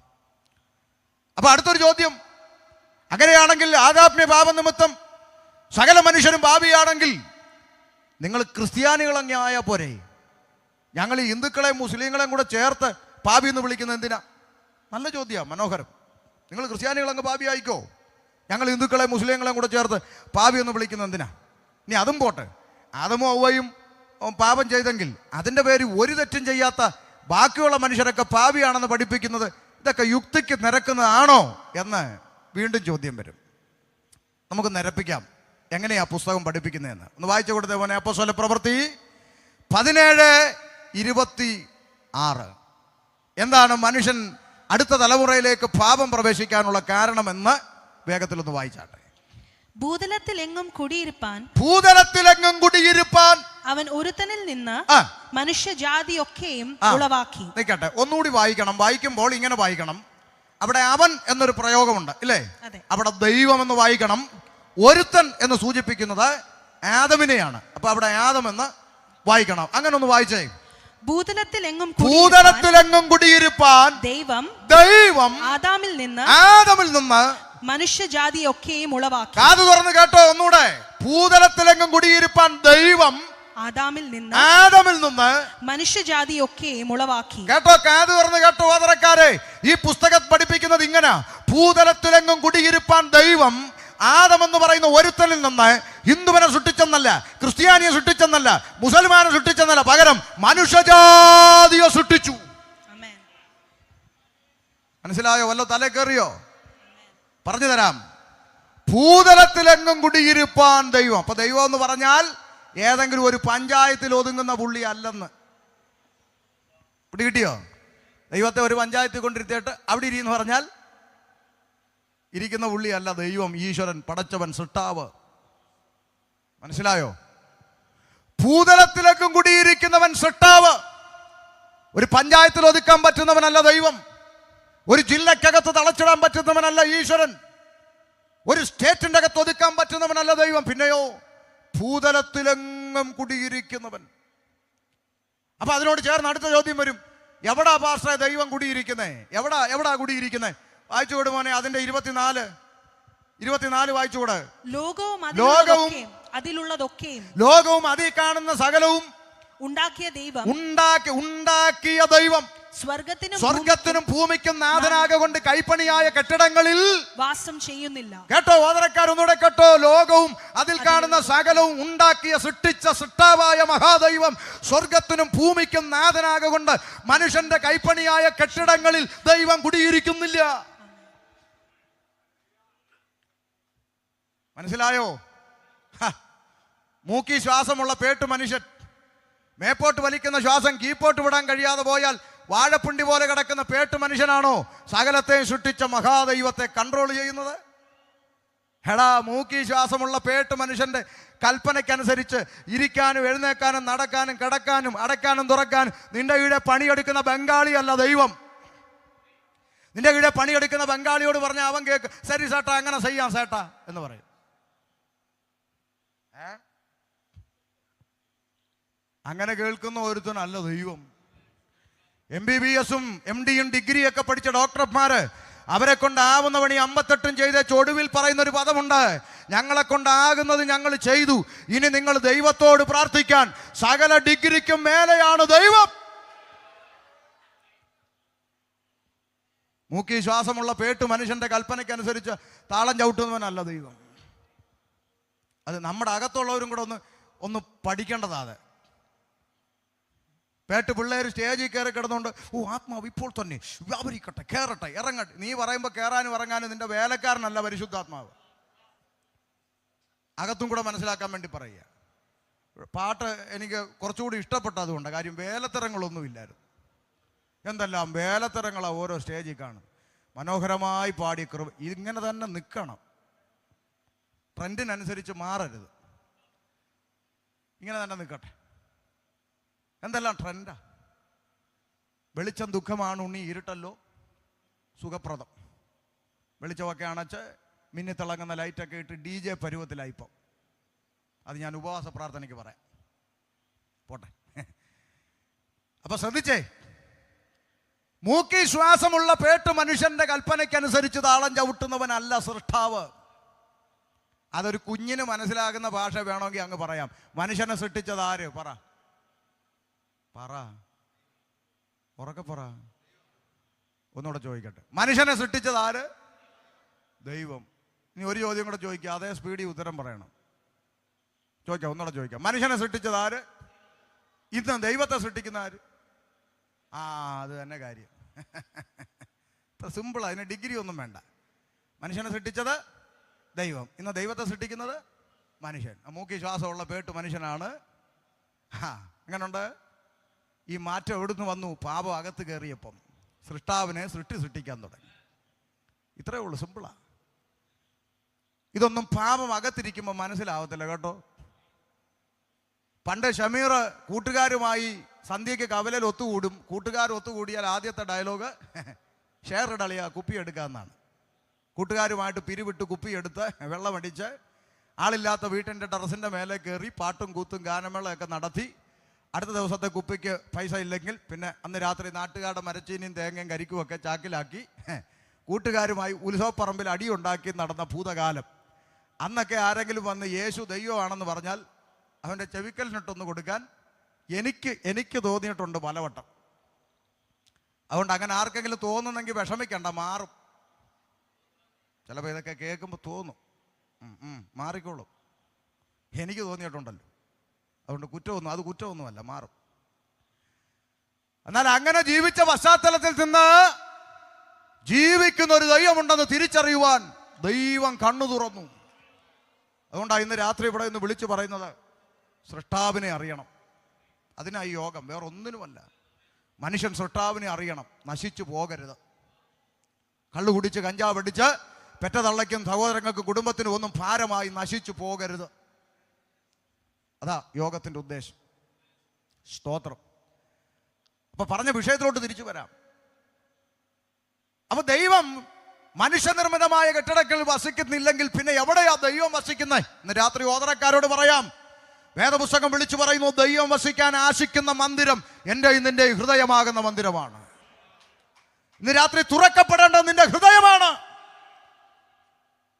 നിന്റെ ഹൃദയത്തിൻ്റെ അകത്ത് വസിക്കുവാൻ ദൈവം ആശിക്കുന്നു. അതുകൊണ്ടാണ് പറഞ്ഞ ഭൂതലത്തിലേക്കും കുടിയിരുപ്പാൻ ഒരുത്തനിൽ നിന്ന് മനുഷ്യജാതി ഉണ്ടാകും. കാരണം ദൈവം വസിക്കുന്നത് മനുഷ്യന്റെ ഹൃദയത്തിൽ. അപ്പൊ ഭൂതലത്തിലെങ്ങും ദൈവം കുടിയിരിക്കണമെങ്കിൽ ഭൂതലത്തിലെങ്ങും ആര് വേണം? മനുഷ്യൻ വേണം. അതുകൊണ്ട് ഒരുത്തനിൽ നിന്ന് മനുഷ്യജാതിയെ സൃഷ്ടിച്ചു. എത്ര മനോഹരം എന്ന് പറഞ്ഞാൽ എന്താ പാസ്റ്ററെ എന്ന് പറഞ്ഞാൽ ഒന്നുകൂടി തെളിവായി പറഞ്ഞു തരാം. കാവി ഉടുത്തവനെയും തൊപ്പിയിട്ടവനെയും കൊന്തയിട്ടവനെയും ചരട് കെട്ടിയവനെയും കുടുമ കെട്ടിയവനെയും എല്ലാം ഒറ്റ രക്തത്തിൽ നിന്ന് സൃഷ്ടിച്ചു. ഇതാണ് ബൈബിളിന്റെ പ്രഖ്യാപനം. അതുകൊണ്ട് ഓതറക്കാരോട് ഞാൻ ഈ ഉച്ചഭാഷണിലൂടെ ചോദിക്കുക, കാവി ഉടുത്തവനും തൊപ്പിയിട്ടവനും കൊന്തയിട്ടവനും ചരട് കെട്ടിയവനും കുടുമ കെട്ടിയവനെല്ലാം ഒരൊറ്റ രക്തത്തിന്റെ ഉടമയാണെന്ന് പഠിപ്പിക്കുന്ന ഈ പുസ്തകത്തെ അല്ലാതെ വേറെ ഏത് പുസ്തകമാണ് ഞങ്ങൾ പ്രസംഗിക്കേണ്ടത്? ഒന്ന് പറഞ്ഞതാ. അപ്പുറത്ത് കിടക്കുന്ന ചരട് കെട്ടിയവനും ഇപ്പുറത്ത് കിടക്കുന്ന കാവി ഉടുത്തവനും നിന്റെ കൂടപ്പിറപ്പാണ്, നിന്റെ സഹോദരനാണെന്ന് പഠിപ്പിക്കുന്ന ഈ പുസ്തകമല്ലേ ശരിക്കും പ്രസംഗിക്കപ്പെടേണ്ടത്? ആമേൻ. ഒറ്റ രക്തം, ആദാമ്യ രക്തത്തിൽ നിന്ന് സകല മനുഷ്യജാതിയും സൃഷ്ടിച്ചു. ഇനി അതും തെളിയിക്കാം. നാളെ രാവിലെ 4 ബോട്ടിലെടുക്കുക, 4 മൃഗങ്ങളുടെ രക്തം, ആട്, ആന, പോത്ത്, പശു എടുക്കുക, അടുത്ത ലാബിലേക്ക് കൊടുക്കുക. 10 മിനിറ്റ് മിടുക്കി പെമ്പിള്ളേർ സ്റ്റിക്കർ ഒട്ടിച്ച് തിരിച്ചു വരും. വേണ്ട, ഇത് ആട്, ആന, പോത്ത്, പശു കണ്ടുപിടിക്കാനുള്ള സംവിധാനമൊക്കെ ലാബിൽ നിന്നുണ്ട്. വീണ്ടും 4 ബോട്ടിലെടുക്കണം, മറക്കരുത്. ഒന്നിൽ അടുത്തുള്ള അമ്പലത്തിലെ പൂജാരിയുടെ രക്തം, മറ്റൊന്നിൽ ജമാഅത്ത് പള്ളിയിലെ മുസ്ലിയാരുടെ രക്തം, ഇനി ഒന്നിൽ കത്തോലിക്ക പള്ളിയിൽ അച്ഛൻ്റെ രക്തം, ഇനി ഒന്നിൽ ഞങ്ങളുടെ ഉപദേശിയുടെ രക്തം. അതേ ലാബിൽ കൊടുക്കുക. ഏതെങ്കിലും പിള്ളേർ സ്റ്റിക്കർ ഒട്ടിച്ച് തരും, അതെ മാറിപ്പോവല്ലേ, മൂല ഇരിക്കുന്നു മുസ്ലിയാർ, അപ്പുറത്തിരിക്കുന്നു പള്ളിയിൽ അച്ഛൻ, അപ്പുറത്തിരിക്കുന്നു. തരുവോ? ABCD ഗ്രൂപ്പൊക്കെ തിരിച്ചെന്നിരിക്കും, അതവിടെ നിൽക്കട്ടെ. പിള്ളേർ ഇറങ്ങി വന്നിട്ട് പറയും, മനുഷ്യന്റെ സമയം മെനക്കെടുത്തരുത്, ഇതെല്ലാം മനുഷ്യന്റെ രക്തമൊന്നും, മനുഷ്യന്റെ മണ്ട മലയാളി, മനുഷ്യന്റെ രക്തമൊന്നും, ഒറ്റ രക്തം അല്ലേ? അതുകൊണ്ടല്ലേ ഇവിടെ രക്തം കൊടുക്കുമ്പോൾ ആർക്കും മസിലൊന്നും ഇല്ലല്ലോ? ഉണ്ടോ? കൊന്തയും കുരിശു വിട്ട് കഴുത്തി കൊന്തയും കുരിശു വിട്ട് ബൈക്ക് ഓടിച്ചു പോകുന്ന ചെറുക്കൻ ടിപ്പറിന്റെ അടിയിലോട്ട് ചെന്ന് കയറി, തല പൊട്ടി മെഡിക്കൽ കോളേജിൽ കൊണ്ടു ചെന്നു. ഡോക്ടർ പറഞ്ഞു, ഇപ്പോൾ ഒരു കുപ്പി ബ്ലഡ് അടച്ചാൽ കൊച്ചിനെ രക്ഷിക്കാമെന്ന് പറഞ്ഞു.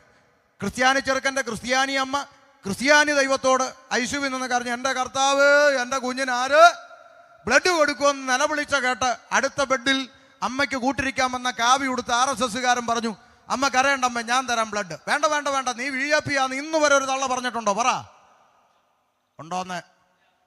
ഇല്ല. അമ്പലത്തിലെ പൂജാരിയുടെ കിഡ്നി അടിച്ചു പോയി, കിഡ്നിക്ക് മനോരമയെ പരസ്യം ചെയ്തു. പരസ്യം കണ്ടു വന്ന ജമാഅത്ത് പള്ളിയിലെ മുസ്ലിയാർ, പുള്ളിക്ക് പൈസയ്ക്ക് ആവശ്യമുണ്ട്. മുസ്ലിയാരുടെ കിഡ്നി എനിക്ക് വേണ്ടാന്ന് ഇന്ന് വരെ പൂജാരി പറഞ്ഞിട്ടുണ്ടോ? മണ്ടം മലയാളി. പിന്നെ എന്തിനാടോ ഈ മനുഷ്യന്മാർ തമ്മിലടിക്കുന്നതെന്നായി ഈ ചോദിക്കുന്നേ? എന്തിൻ്റെ പേരിലായി തമ്മിലടിക്കുന്നേ? മേപ്പോട്ട് വലിക്കുന്ന ശ്വാസം കീപ്പോട്ട് വിടാൻ പറ്റാതെ പോയാൽ ദേ കിടക്കുന്നു ഡിം. വന്നെടുക്കുന്നത് കോൺഗ്രസ്സുകാരനാണോ കമ്മ്യൂണിസ്റ്റുകാരനാണോ അപ്പുറത്ത് കിടക്കുന്ന, ഇതൊന്നും പിന്നെ ബോധം തെളിഞ്ഞാലേ അറിയത്തുള്ളൂ. എന്തിൻ്റെ പേരിലാണ് തമ്മിലടിക്കുന്നത്? മനസ്സിലാകുന്നുണ്ടോ? ഇതൊന്നും മനുഷ്യന് തിരിച്ചറിവില്ല. ഇവന്റെ ചിന്ത അങ്ങോട്ട് തിന്നു കുടിച്ച് തടിച്ചു കൊഴുത്ത് ഇല്ല ജിമ്മിലൊക്കെ പോയി ഇല്ല മസിലൊക്കെ ഉരുട്ടി അവിടെ ഇവിടെയൊക്കെ മുഴച്ചു പൊങ്ങി സഞ്ചരിക്കുന്ന ഇറച്ചിക്കട പോലെ ഇങ്ങനെ നടക്കുമ്പോൾ ഇവന്റെ ചിന്ത ആരെയും കയറി അങ്ങ് എന്തും എടാ മേപ്പോട്ട് വലിക്കുന്ന ശ്വാസം കീപ്പോട്ട് വിടാൻ പറ്റാതെ പോയാൽ നീ എത്ര കിലോ ഇറച്ചി ഉണ്ടെങ്കിലും റോഡേ കിടക്കും. അതുകൊണ്ട് ദൈവത്തെ ഭയപ്പെട്ട് ജീവിച്ചോണം. മനസ്സിലാകുന്നുണ്ടോ? ഇത്രേ ഉള്ളൂ മനുഷ്യൻ. വേദപുസ്തകം പഠിപ്പിക്കുന്ന അത്രേ ഉള്ളൂ. ഒറ്റ രക്തത്തിൽ നിന്ന് മനുഷ്യജാതിയെ സൃഷ്ടിച്ചു. അല്ലെങ്കിൽ തന്നെ ജാതിയും മതമൊന്നും ഇല്ലാത്ത നിമിഷം വരുവടാ മനുഷ്യാന്ന് പ്രകൃതി തന്നെ പഠിച്ചോ? 2 പ്രളയം പഠിച്ചില്ല. നിന്റെ പറമ്പിലെ വെള്ളം എന്തിനാടി എൻ്റെ പറമ്പിൽ കൂടെ വരുന്നതെന്ന് ചോദിച്ച് രാവിലെ അടി ഉണ്ടാക്കുന്ന കുഞ്ഞമ്മ ഏതെങ്കിലും പറമ്പിൽ കൂടെ ഈ വെള്ളം ഒന്ന് പോയാൽ മതി ഈശ്വര എന്ന് നിലവിളിച്ചു. എന്നിട്ട് പഠിച്ചില്ല. സ്തോത്രം അല്ലേ? പട്ടിയുണ്ട് സൂക്ഷിക്കുക എന്ന് ബോർഡ് വെച്ചോ വീട്ടിൻ്റെ അകത്ത്. അന്യരകത്ത് പ്രവേശിക്കരുത്, പട്ടിയുണ്ട് സൂക്ഷിക്കുക. വെള്ളം അകത്തോട്ട് കയറിയപ്പോൾ മക്കളും കൊച്ചുമക്കളും കൂടെ അന്യരെ വിളിക്കുക, ഒരു ബന്ധമില്ലാത്തവരെ വിളിക്കുക. പപ്പായും മമ്മിയും കുടുങ്ങിക്കിടക്കുന്നു, പോയി രക്ഷിക്കണം. എവിടെ? പാണ്ടനാട്. അന്യര് കയറി രക്ഷിച്ചു. വെള്ളമൊക്കെ ഇറങ്ങി 3 മാസം കഴിഞ്ഞപ്പോൾ മക്കൾ നാട്ടിൽ വന്ന് മതിലിന് 2 ഘട്ടം കൂടെ പൊക്കി കെട്ടിയിട്ട് അടുത്ത ബോർഡ് വെച്ചു, അന്യരകത്ത് പ്രവേശിക്കരുത്, പുതിയ പട്ടിയുണ്ട് സൂക്ഷിക്കുക. പഴയ പട്ടി ഒഴുകിപ്പോയി. മനുഷ്യന്റെ ഒരു ചിന്ത നോക്കണേ. ഇല്ല, ദുരിതാശ്വാസ ക്യാമ്പിലോട്ട് കൊണ്ടിട്ടപ്പം അവന് കിടക്കാൻ ടാർപ്പായാലും കുഴപ്പമില്ല, ഉടുത്തിരുന്ന ലുങ്കി ആയാലും കുഴപ്പമില്ല, ചോറ് കൊണ്ടുവന്നത് പാസ്റ്ററായാലും പ്രശ്നമില്ല, അച്ഛനായാലും പ്രശ്നമില്ല, പൂജാരി ആയാലും പ്രശ്നമില്ല, അതിൻ്റെ അകത്ത് അച്ചാറായാലും പ്രശ്നമില്ല, ഉണക്കമീനായാലും പ്രശ്നമില്ല. അങ്ങോട്ടും ഇങ്ങോട്ടും വാരി തിന്നുന്നു. പിന്നെ വെള്ളത്തിൽ കൂടെ ഒഴുകി പോകാതിരിക്കാൻ കൈ പിടിച്ച് കയറ്റുന്നു, കുനിഞ്ഞു നിന്നും മുതുക് ചവിട്ടിക്കയറാൻ മുതുക് കാണിച്ചു കൊടുക്കും. എന്തൊരു ഇതൊക്കെ കാണുമ്പോൾ നമ്മൾ ഓർക്കും, ദൈവമേ എന്നും പ്രളയമായിരുന്നെങ്കിൽ എന്തൊരു സ്നേഹം. പ്രൈസ്, ഭയങ്കര സ്നേഹമല്ലേ? പക്ഷെ ദാ പറയും മുമ്പേ ഇവന്റെ സ്വഭാവം മാറി. എന്താ?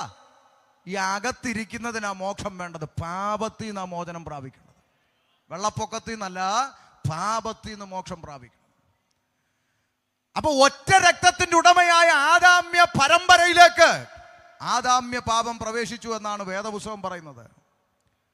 ഇനി ഒന്നുകൂടി ലളിതമായി പറഞ്ഞാൽ, എയ്ഡ്സ് രോഗിയായ അപ്പനും അമ്മയ്ക്കും ജനിക്കുന്ന കുഞ്ഞ് ആരാ? കുഞ്ഞേ എയ്ഡ്സ് രോഗി. ചോരക്കുഞ്ഞ് ചെയ്ത തെറ്റെന്താന്ന് നേഴ്സുമാരൊക്കെ ഉണ്ട്, ഒന്ന് പറഞ്ഞതാ. ഈ കുഞ്ഞ് ചെയ്ത തെറ്റെന്താന്ന് നിങ്ങൾ ആരെങ്കിലും പറഞ്ഞതാ? കുഞ്ഞ് വല്ലതും തെറ്റ് ചെയ്തോ? അപ്പനും അമ്മയും വഴിവിട്ട് ജീവിച്ചതിൻ്റെ ഫലം ഒരു തെറ്റും ചെയ്യാത്ത കുഞ്ഞ് ഒരു ജന്മം മുഴുവൻ അനുഭവിച്ച് മരിക്കും.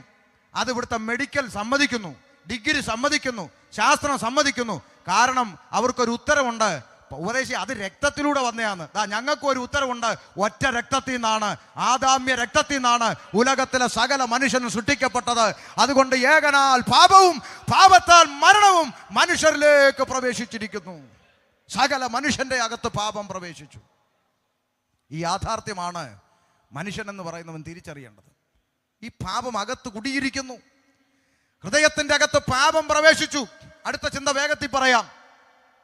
പാപം മനുഷ്യന്റെ അകത്ത് പ്രവേശിച്ചപ്പോൾ മനുഷ്യന് സംഭവിച്ച ഏറ്റവും വലിയൊരു ദുരന്തത്തെ തിരുവചനം രേഖപ്പെടുത്തിയിരിക്കുന്നു. വായിക്കാം. റോമാലേഖനം 1-ാം അധ്യായം 21, 22, 23 തിരുവചനങ്ങളിലൂടെ വേഗത്തിൽ. പാപമകത്ത് കയറിയപ്പോൾ മനുഷ്യൻ സംഭവിച്ച അനേക പരാജയങ്ങളുണ്ട്, ദുരന്തങ്ങളുണ്ട്. അതിൽ പ്രധാനപ്പെട്ട ഒരു പോയിന്റ് ഇവിടെ എഴുതി വച്ചിരിക്കുന്നു. വായിക്കാം. അവർ ദൈവത്തെ അറിഞ്ഞിട്ടും അവനെ ദൈവമെന്ന് ഓർത്ത് മഹത്വീകരിക്കുകയോ നന്ദി കാണിക്കുകയോ ചെയ്യാതെ തങ്ങളുടെ നിരൂപണങ്ങളിൽ വ്യർത്ഥരായി തീർന്നു. കേട്ടോ കേട്ടോ കേട്ടോ. മനുഷ്യൻ ദൈവത്തെ അറിഞ്ഞിട്ടും, ഒരു സൃഷ്ടാവുണ്ട്, ഒരു ഈശ്വരനുണ്ട്, സകലത്തെയും പടച്ചുണ്ടാക്കിയ ഒരു മഹാദൈവമുണ്ട്. മനുഷ്യൻ അറിയണം. എന്തിനാ ഈ ദൈവം ഉണ്ടെന്ന് വിശ്വസിക്കാൻ ഒത്തിരി തലച്ചോറൊന്നും വേണ്ടതേ.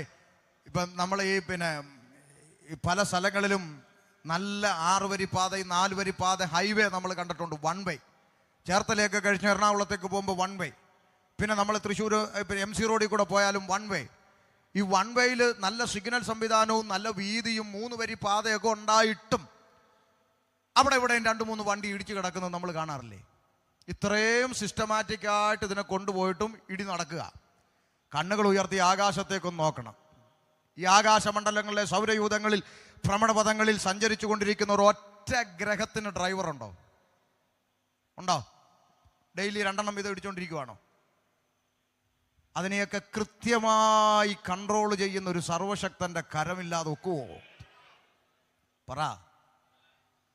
അപ്പൊ ഒരു ദൈവമുണ്ട്, ഒരു സൃഷ്ടാവുണ്ടെന്ന് മനുഷ്യൻ മനസ്സിലാക്കിയിട്ടും ആ സൃഷ്ടാവിന് കൊടുക്കേണ്ട നന്ദിയോ മഹത്വമോ കൊടുക്കാതെ മനുഷ്യൻ സ്വന്തമായ നിരൂപണങ്ങളിൽ ചിലത് ചെയ്യാൻ തുടങ്ങി. എന്താ? വായിക്കൂ കുഞ്ഞേ. അവരുടെ വിവേകമില്ലാത്ത ഹൃദയം ഇരുണ്ടുപോയി. അവരുടെ ഹൃദയത്തിന്റെ അകത്തൊരു ഇരുട്ട് പ്രവേശിച്ചു. ഈ ഇരുട്ടിനെ കുറിച്ച് കൊരിന്ത് ലേഖനത്തിൽ പൗലോസ് ഒന്നുകൂടി വ്യക്തമായി പറഞ്ഞു. ഈ സുവിശേഷത്തിന്റെ പ്രകാശനം ഹൃദയങ്ങളിൽ ശോഭിക്കാതിരിക്കാൻ ഈ ലോകത്തിലെ ദൈവം അഥവാ പിശാച് അഥവാ പാപം മനുഷ്യരുടെ ഹൃദയത്തെ കുരുടാക്കി ഇരുട്ടാക്കി വെച്ചിരിക്കുന്നു. അപ്പൊ മനുഷ്യന്റെ ഹൃദയത്തിന്റെ അകത്തേക്ക് പാപം എന്ന് പറയുന്ന ഇരുട്ട് പ്രവേശിച്ചെന്ന് അതാ വായിച്ചേ. ഇരുട്ട് പ്രവേശിച്ചപ്പോ മനുഷ്യൻ എന്ത് ചെയ്തു? വായിച്ചോ. ജ്ഞാനികൾ എന്ന് പറഞ്ഞുകൊണ്ട് അവർ മൂഢരായി പോയി. ഈ പാപം അകത്ത് കയറിയപ്പോ മനുഷ്യൻ ഒരു ചിന്ത. എന്താ ദൈവമക്കളെ? എനിക്കെല്ലാം അറിയാം, എന്നെ ആരും പഠിപ്പിക്കണ്ട. മനുഷ്യനൊരു ചിന്ത. ജ്ഞാനികൾ എന്ന് പറഞ്ഞു ഒരു കുന്തോ അറിയത്തില്ല, പക്ഷെ എനിക്കെല്ലാം അറിയാവുന്നൊരു ചിന്ത മനുഷ്യനെ അങ്ങ് ഭരിക്കാൻ തുടങ്ങി. ഞാൻ ഓർക്കുന്നത് വർഷങ്ങൾക്ക് മുമ്പ് തിരുവനന്തപുരത്ത് പാലോടെന്ന് പറഞ്ഞൊരു സ്ഥലത്ത് ഇതുപോലെ കൺവെൻഷന് പോയി. അപ്പം ഇച്ചിരി നേരത്തെ ചെന്നതുകൊണ്ടേ സംഘാടകൻ ഭാഷ പറഞ്ഞു, ഞങ്ങളുടെ അപ്പുറത്ത് ഞങ്ങളുടെ ഒരു അച്ചായനുണ്ട്. പുള്ളി വർഷങ്ങളായി ഈ കത്തോലിക്ക ബാക്ക്ഗ്രൗണ്ടിലൊക്കെ ഉള്ള മനുഷ്യനാ.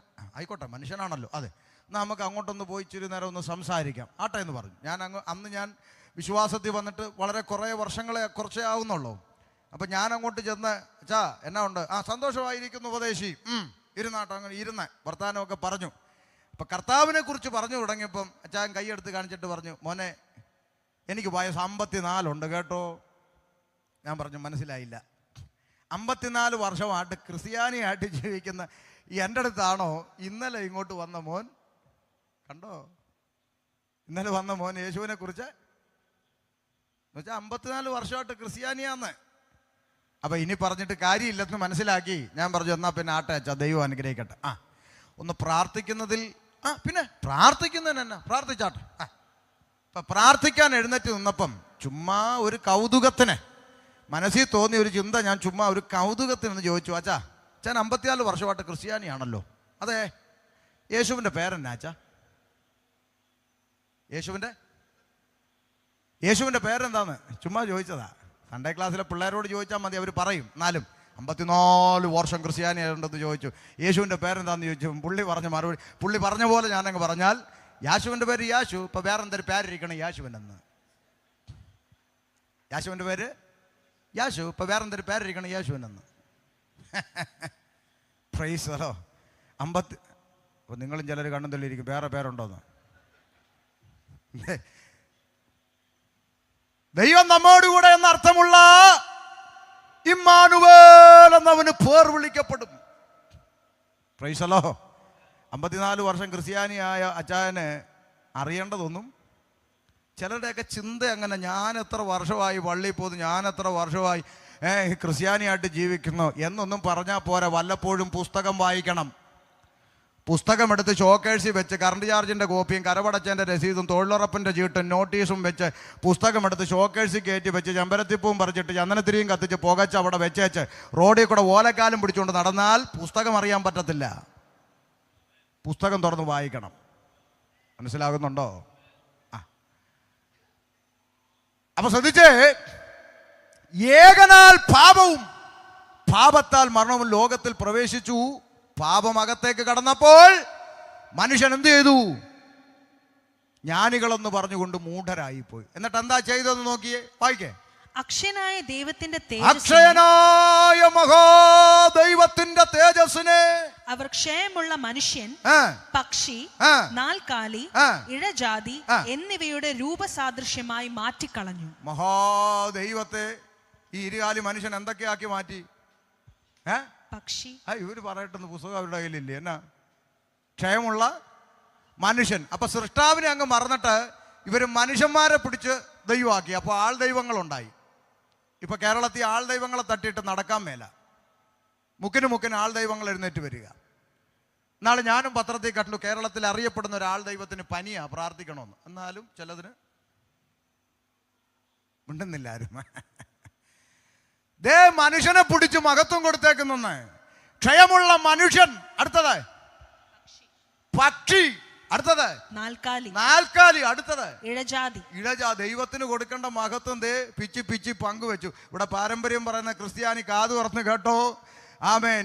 ഇവിടെ 4ആയിട്ടാ പറഞ്ഞത്. ക്ഷയമുള്ള മനുഷ്യൻ, പക്ഷി, നാൽക്കാലി, ഇഴജാതി. മനുഷ്യൻ, പക്ഷി, നാൽക്കാലി, ഇഴജാതി.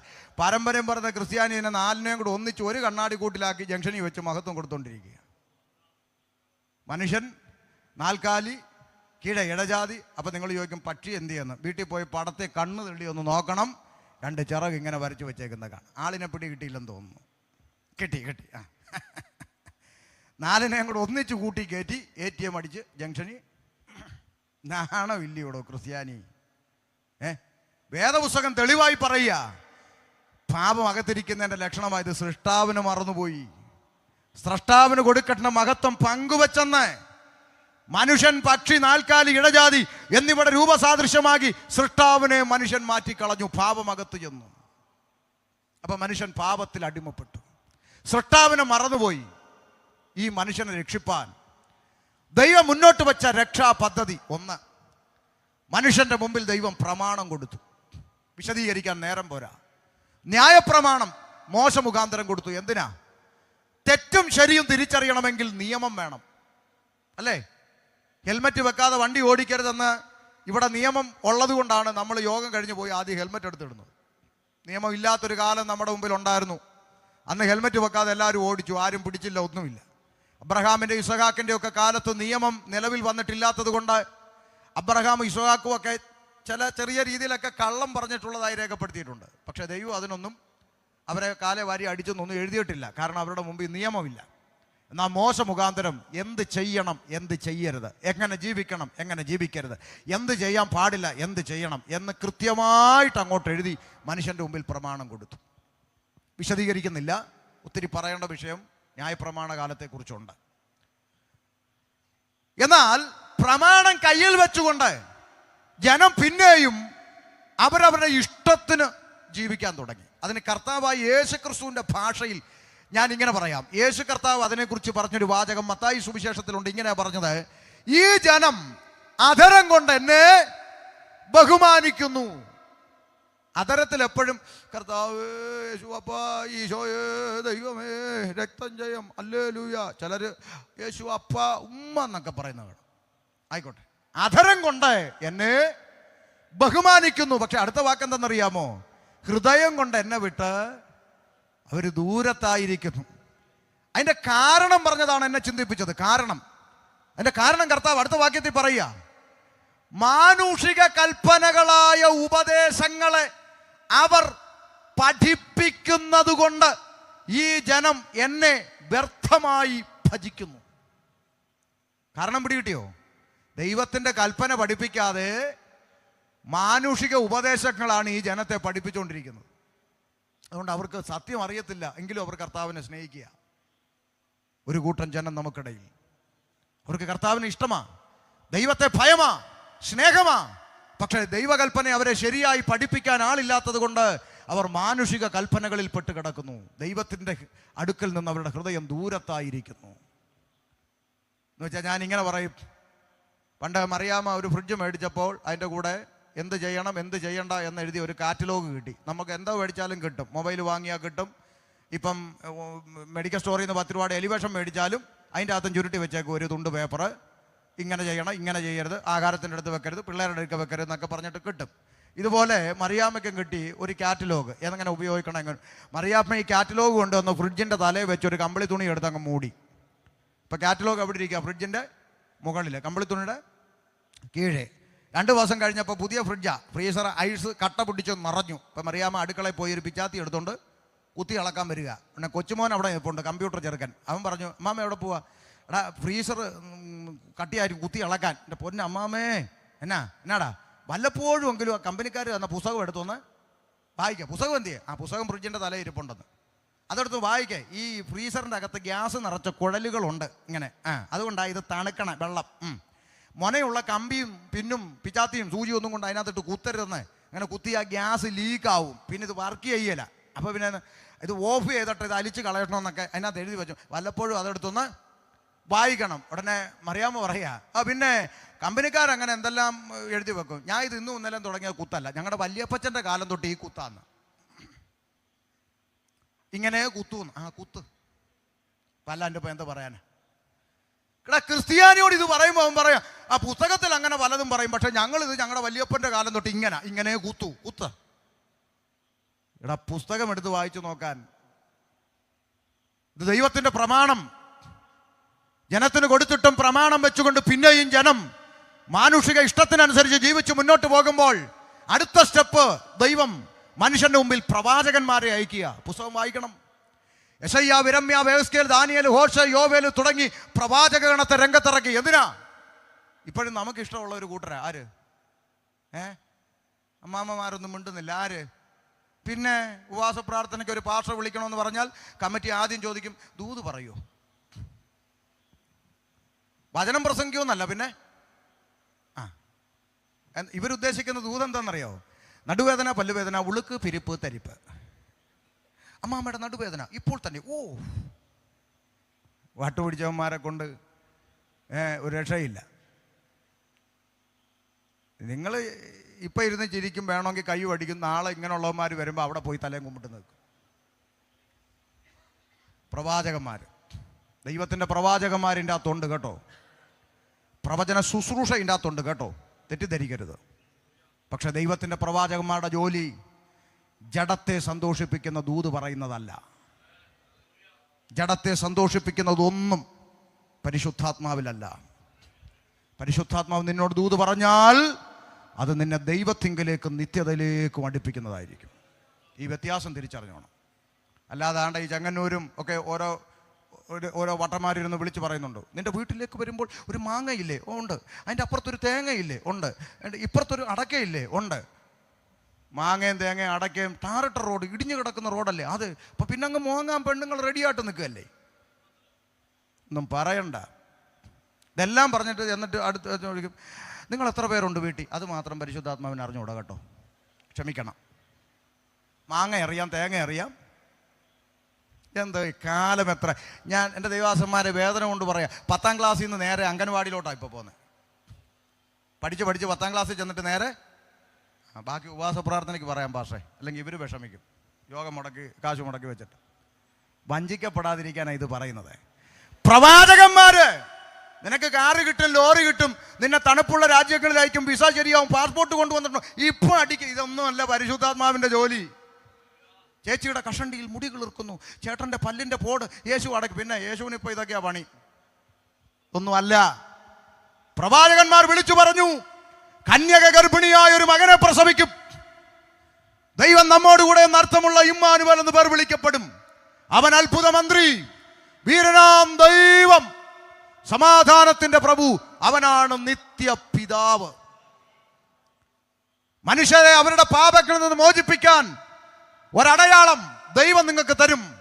കന്യകയിൽ നിന്ന് ഒരു പുരുഷ പ്രജ ഉരുവാകും. യെശയ്യാവ് വിളിച്ചു പറഞ്ഞത് എപ്പോഴാണെന്നറിയാമോ? യേശുക്രിസ്തു ഭൂതലത്തിൽ ജനിക്കുന്നതിന് ഏകദേശ കണക്ക് പണ്ഡിതന്മാർ വിലയിരുത്തുന്നത് 700-ൽ പരം വർഷങ്ങൾക്ക് മുമ്പ് കന്യക ഗർഭിണിയായ ഒരു മകനെ എന്ന് എഴുതി വെച്ചെങ്കിൽ 700 വർഷം കഴിഞ്ഞ് ജനിച്ചപ്പം മോളായോ അച്ഛാ? മോനായിരുന്നു. അതാ ദൈവത്തിന്റെ പ്രവാചകൻ. ഇവിടെ ഇറങ്ങുന്നവന്മാർ 6 മാസം ഉള്ളപ്പോൾ മോനാ കേട്ടോ, പ്രസവിച്ചപ്പോൾ മോളാ. പിന്നെ ആ വഴി അല്ല, കൃത്യം വളരെ കൃത്യമായി പ്രവചിച്ചു. 300 വർഷങ്ങൾ പിന്നിട്ടപ്പോൾ അടുത്ത പ്രവാചകൻ രംഗത്ത് വന്നു. ആര്? മീഖ പ്രവാചകൻ. മീഖ രംഗത്ത് വന്ന് പറഞ്ഞു, യെശയ്യാവ് പ്രവചിച്ച ആ രക്ഷകനുണ്ടല്ലോ, അവൻ ബത്ലഹേം എന്ന ഗ്രാമത്തിൽ എഫ്രാത്ത് എന്ന വില്ലേജിൽ പിറക്കും. ഇന്ന് രാത്രി ഓതറക്കാരോട് അല്പം അഭിമാനത്തോടെ പറയാം, ജനിക്കുന്നതിന് വർഷങ്ങൾക്ക് മുമ്പ് ജനിക്കുന്ന പഞ്ചായത്തും വില്ലേജും വരെ പ്രവചിച്ചു വെച്ചിട്ട് പ്രവചിച്ച പോലെ ഒരുത്തൻ ഈ ഭൂതലത്തിൽ ജനിച്ചിട്ടുണ്ടെങ്കിൽ ഇന്ന് രാത്രി ഷമീർ അബ്ദുൽ സലാം പ്രസംഗിക്കുന്ന യേശുക്രിസ്തു അല്ലാതെ ഉലകത്തിൽ ഒരുത്തൻ അങ്ങനെ ജനിച്ചിട്ടില്ല. ഉണ്ടോ? ഇല്ല. ഗുരുക്കന്മാരും മഹാരഥന്മാരും ഒത്തിരി ജീവിച്ചിരുന്ന ഈ മണ്ണിൽ അവരാരും ജനിക്കുന്നതിന് ഒരു 6 മാസം മുമ്പ് പോലും പറഞ്ഞിട്ടില്ല ഇങ്ങനെ ഒരു മഹാന്റെ ഇന്ന സ്ഥലത്ത് ജനിക്കുമെന്ന് പറഞ്ഞിട്ടില്ല. യേശുക്രിസ്തു ജനിക്കുന്നതിന് വർഷങ്ങൾക്ക് മുമ്പേ പ്രവചനാത്മാവിൽ രേഖപ്പെടുത്തി, ഇങ്ങനെ ജനിക്കും, ഇന്ന വിധം ഇന്ന സ്ഥലത്ത് ജനിക്കും. 100 കണക്കിന് പ്രവചനങ്ങളെ നിവർത്തീകരിച്ചുകൊണ്ട് ഞാൻ പ്രസംഗിക്കുന്ന യേശുക്രിസ്തു ആമേ മനുഷ്യരുടെ പാപത്തിനു വേണ്ടി ഒരിക്കലായി ലോകത്തിലേക്ക് ഇറങ്ങി വന്നു. വേഗത്തിൽ പറഞ്ഞ് അവസാനിപ്പിക്കാം. 33.5 തിരുവയസ്സ് വരെ ഭൂതലത്തിൽ ജീവിച്ച കർത്താവായ യേശുക്രിസ്തു, യേശുക്രിസ്തുവിന്റെ ജനനം പരസ്യമായിരുന്നു. യേശുക്രിസ്തുവിന്റെ ജീവിതം പരസ്യമായിരുന്നു. യേശുക്രിസ്തുവിന്റെ മരണം പരസ്യമായിരുന്നു. ഒരു തുറന്ന പുസ്തകമായി ജീവിച്ച കർത്താവ്. ഞാൻ എന്നോട് സംസാരിക്കാൻ വരുന്ന ആളുകളോട് ചോദിക്കാറുണ്ട്, ഞാൻ പ്രസംഗിക്കുന്ന യേശുക്രിസ്തു ഈ ഭൂമിയിൽ എത്ര കാലം ഉണ്ടായിരുന്നു? അത്രയും കാലം വരെ യേശു പറഞ്ഞത് ഇന്നും ഞങ്ങൾക്ക് പറയാം, യേശു ചെയ്തത് ഇന്നും ചെയ്യാം, നാളെ ജനിക്കാൻ പോകുന്ന ഒരു കുഞ്ഞിനും അത് ചെയ്യാം, ഏത് കാലഘട്ടത്തിലും ചെയ്യാം. നിങ്ങളുടെ നേതാക്കന്മാർ പറഞ്ഞതും പഠിപ്പിച്ചതും വല്ലോ ഇന്ന് ചെയ്യാൻ തുടങ്ങിയാൽ അകത്ത് കിടന്ന് ഉണ്ട തിന്നുവേ എന്ന് പറയാറുണ്ട്. മനസ്സിലായോ? ഇന്ന് ചെയ്യാൻ പറ്റത്തില്ല. എന്നാൽ യേശു പഠിപ്പിച്ചത് എല്ലാ കാലത്തുമുള്ളവർക്കും ചെയ്യാം. തുറന്ന പുസ്തകം, മാതൃകയുള്ള ജീവിതം.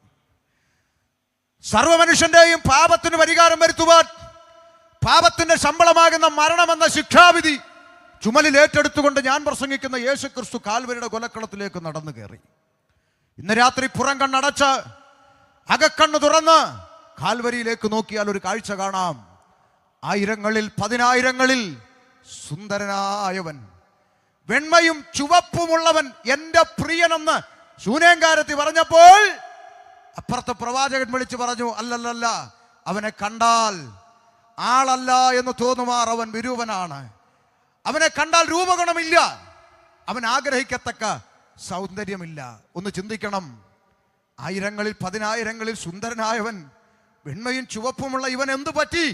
കാൽവരിയുടെ കൊലക്കളത്തിൽ എന്നെയും നിന്നെയും രക്ഷിപ്പാൻ, ആമേൻ, കാൽവരിയിൽ പീഡനങ്ങൾ ഏറ്റുവാങ്ങിക്കൊണ്ട് ഒരു മാംസകഷ്ണത്തെ തൂക്കിയിട്ടിരിക്കുന്നത് പോലെ കാൽവരിയുടെ കൊലക്കളത്തിൽ പിടയുന്ന യേശുക്രിസ്തുവിനെ ഇന്ന് രാത്രി എത്ര ഹൃദയങ്ങളിൽ കാണാൻ സാധിക്കുന്നുണ്ട്.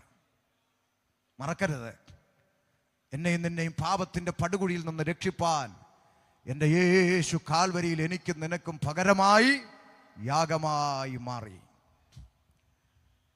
അരിമത്ഥ്യക്കാരനായ യോസേഫിന്റെ കല്ലറക്കൽ യേശുക്രിസ്തുവിന്റെ ഭൗതിക ശരീരം അടക്കം ചെയ്യപ്പെട്ടു. ഞാനിങ്ങനെ പറയാം, ഒരു ബാങ്കിന്റെ മുമ്പിൽ പോലീസ് കാവൽ നിൽക്കുന്നത് നമുക്ക് മനസ്സിലാക്കാം. ഒരു ATM കൗണ്ടറിന്റെ മുമ്പിൽ പോലീസും സെക്യൂരിറ്റി നിൽക്കുന്നത് നമുക്ക് മനസ്സിലാക്കാം. ഒരു ഡെഡ് ബോഡിയുടെ മുമ്പിൽ പട്ടാളക്കാർ തോക്കും കൊണ്ട് നിൽക്കേണ്ട ആവശ്യമുണ്ടോ? ഡെഡ് ബോഡി ആരെങ്കിലും എടുത്തുകൊണ്ട് പോകുമോ?